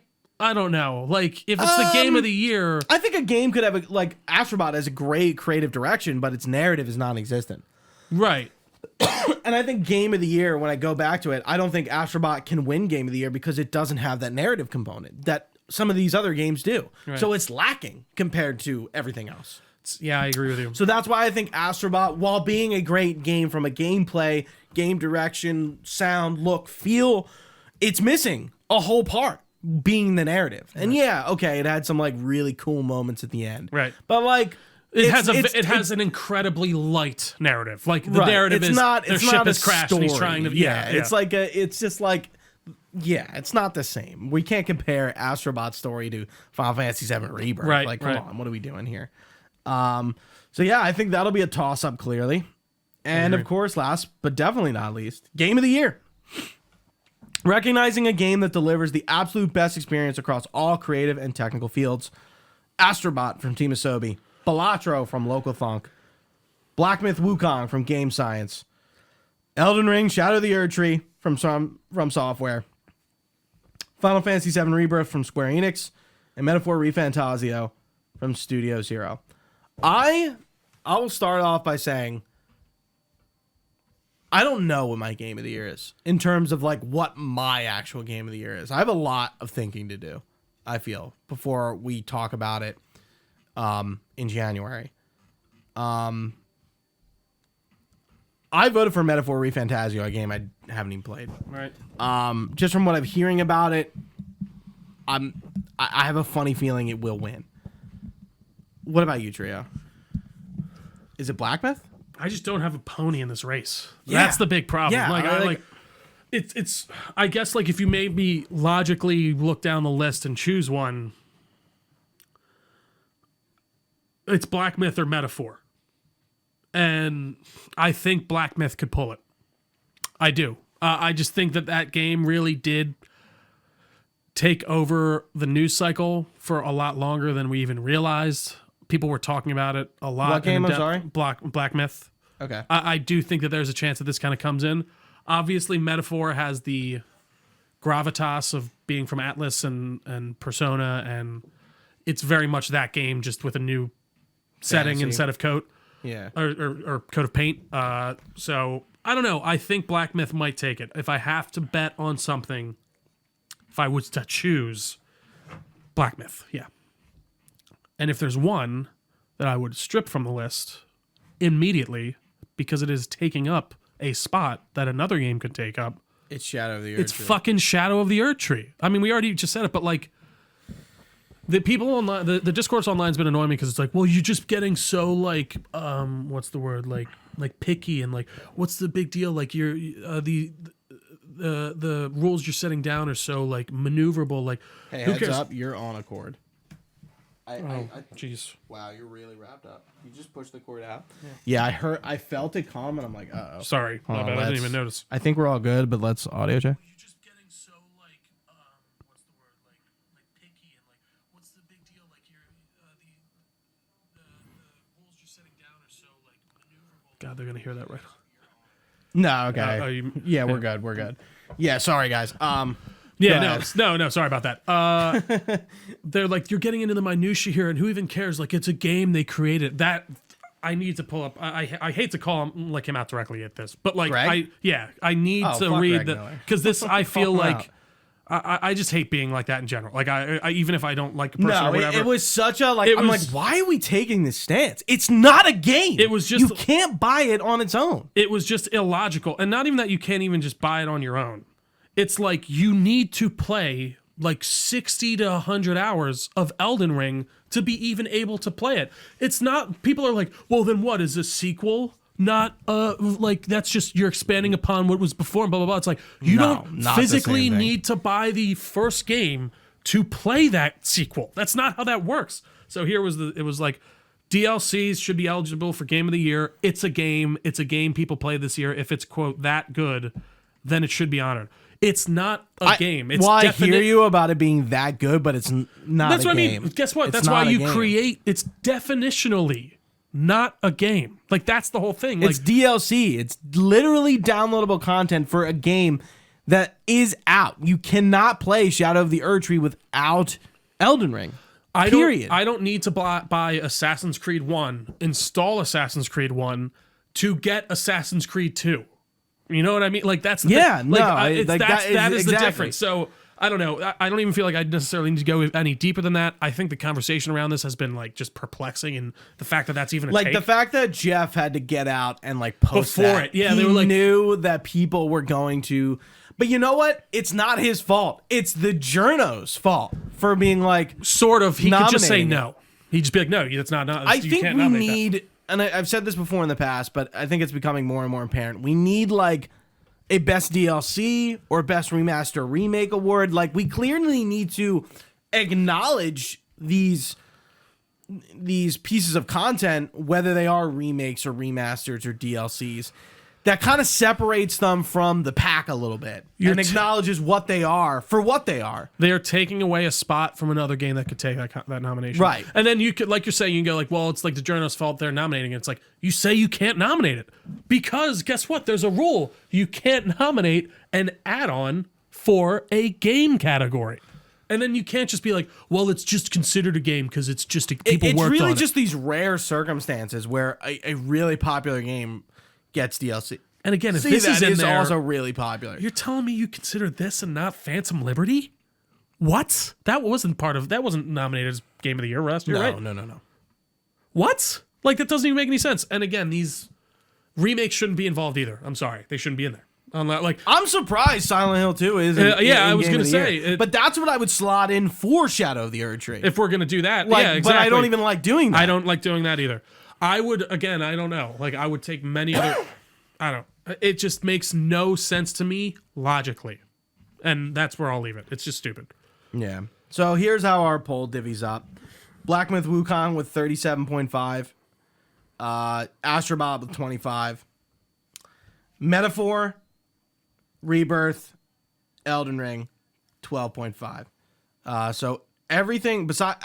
and Balatro is really the only game we can't really talk. I mean, I guess... And I've seen some people talk about that. I could see Balatro coming out of nowhere and being the... Like, we saw it with It Takes Two. You know, that game sort of not coming out of left field, but being the underdog of the noms and just kind of winning it all. Right. Yeah. And I think, you see Balatro and you're like, it's a card game. Why is this a game that, like, is it really even like we're saying, it's hard to compare Balatro to Final Fantasy VII or even like any of these. It's just such different beasts. But I'll take that over fucking Shadow of the Erdtree 1,000 times because it's a new game that they put out this year. Right. And I think you're giving a lot more of an honor.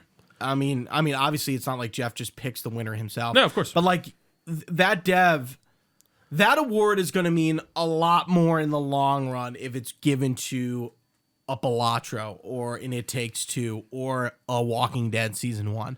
I think we still talk about the fact that those two games won Game of the Year. Right. Like, we all talk about, remember when the Walking Dead Season 1 won Game of the Year, like the last... like the Spike TV Game Awards. Right. Remember when It Takes Two won in 2018 or whatever it was, or 2017, 2019, whatever. Somewhere around there, yeah. Like, that was huge. It was. That was a big moment for games.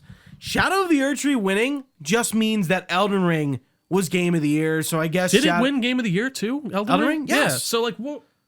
Like, it just doesn't feel earned.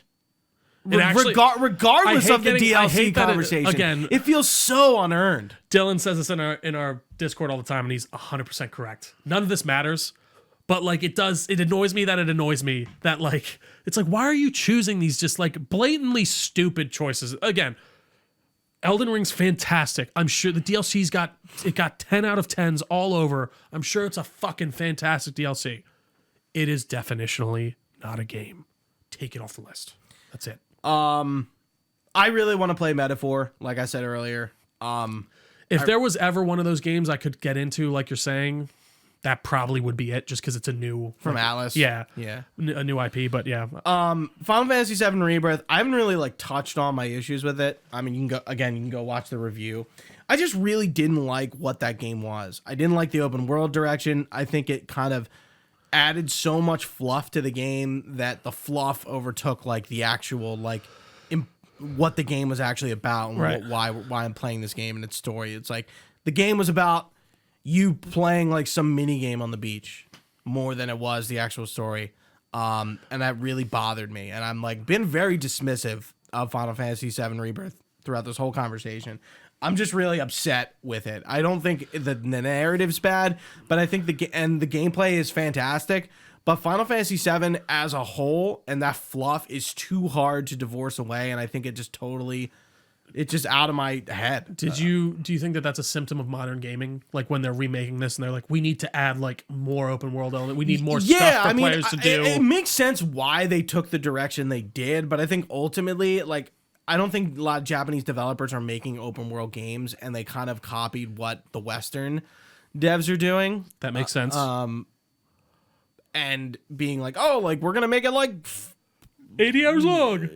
Ubisoft open world games. I'm like, don't do that. That's not a good example. Yeah. Like, you know, and we're gonna but the problem is like those this is a fucked up thing. But like Final Fantasy 16 is also an open world game in a sense, but it's much better. Right. But like again in Final Fantasy 7 remake there is an open world capacity, so it's like how do you do that without doing an open world? It's tough. But it's again, I think if it had less meat and it was maybe more like Outlaws. Right. Like I don't it's tough. It's tough to say. I'm clearly conflicted about it. Outlaws should have been on the Game Awards because I've been so dismissive, but Black Myth I can't really comment to. So again, I think when we get to that Game Award and whoever's presenting it like lists off those games, it's going to be on an edge in your seat moment, because I think it's not that every game necessarily deserves it, but I think it's really hard to tell who is going to win from just there's a lot of like all these games are very different. Yeah. Last year I think we had a lot of the same type of games, like with like Alan Wake and like Baldur's Gate was obviously the standout. Like it was obviously going to win. Like we all knew that. Like that was not a surprise. Right. So it kind of makes that game of the year a little bit lesser because we knew what was going to happen. Right. Even though there were a ton of other great games nominated that we were talking about that we loved, but it's like it's not going to be Baldur's Gate 3. Yep. This year it's like if anywhere it goes besides Shadow of the Erdtree and Rebirth, I won't be upset at. I'll tell you what, if it's Shadow of the Erdtree, almost like the industry 75% is going to of my ignite. Well, 75. Like I just won't take these awards seriously anymore. Not that I really do incredibly so at this point, but like, and I'm sorry, Outlaws is snubbed on here for game of the year. With how many different things that they did in that for especially an Ubisoft game as an open world, as a Star Wars game, it's so fucked up. It's funny, just kind of skipping ahead. What games do you think were snubbed? Do you think Outlaws in general easily? Was and snubbed? I think that like that game is a fantastic and interesting open world. It's so different from any other Ubisoft open world that they've made in a very long time. It's not just Star Wars porn for the sake of it. They did a really fantastic job, and I think Massive deserves a nod at the very least on this. And it does annoy me, and I'm sorry, I'm going to repeat myself, that Elden Ring is on there when that's being, even if it wasn't Outlaws. I just feel so much better if a new game was in that spot instead of that game, instead of that add-on. But anyways, I could go on and on. So we have a few write-ins that I didn't throw in about why X Games should win X Award. We had a write-in. Brianna White should win Best Performance because she doesn't just play Aerith Gainsborough. She is Aerith Gainsborough. She has Aerith's personality traits and behavior naturally, and it comes out in the game and on her channel, Strange Rebel Gaming. Final Fantasy VII Rebirth should also win Game of the Year, coming from another person. The combination of combat, music, voice acting, and overall ambience warrants it to be in discussion. Its chances are getting hurt by being a second game in the trilogy, so we can't fully judge a very incomplete narrative yet. Yeah, but it's still a game. You can still talk about it as its own thing. I kind of disagree, but I understand what you're saying. However, I still think I still think all things considered, it's the most well-rounded experience of listed games. I want Rebirth to win, but I think Astrobot will win. I don't think it will. I don't think so either, but maybe we could be wrong. While Astrobot is a good game, I just don't think it's Game of the Year. I concur. It's a platformer, guys. I'm sorry. Like, it does, like, in and of itself, bring it down for me. It really does.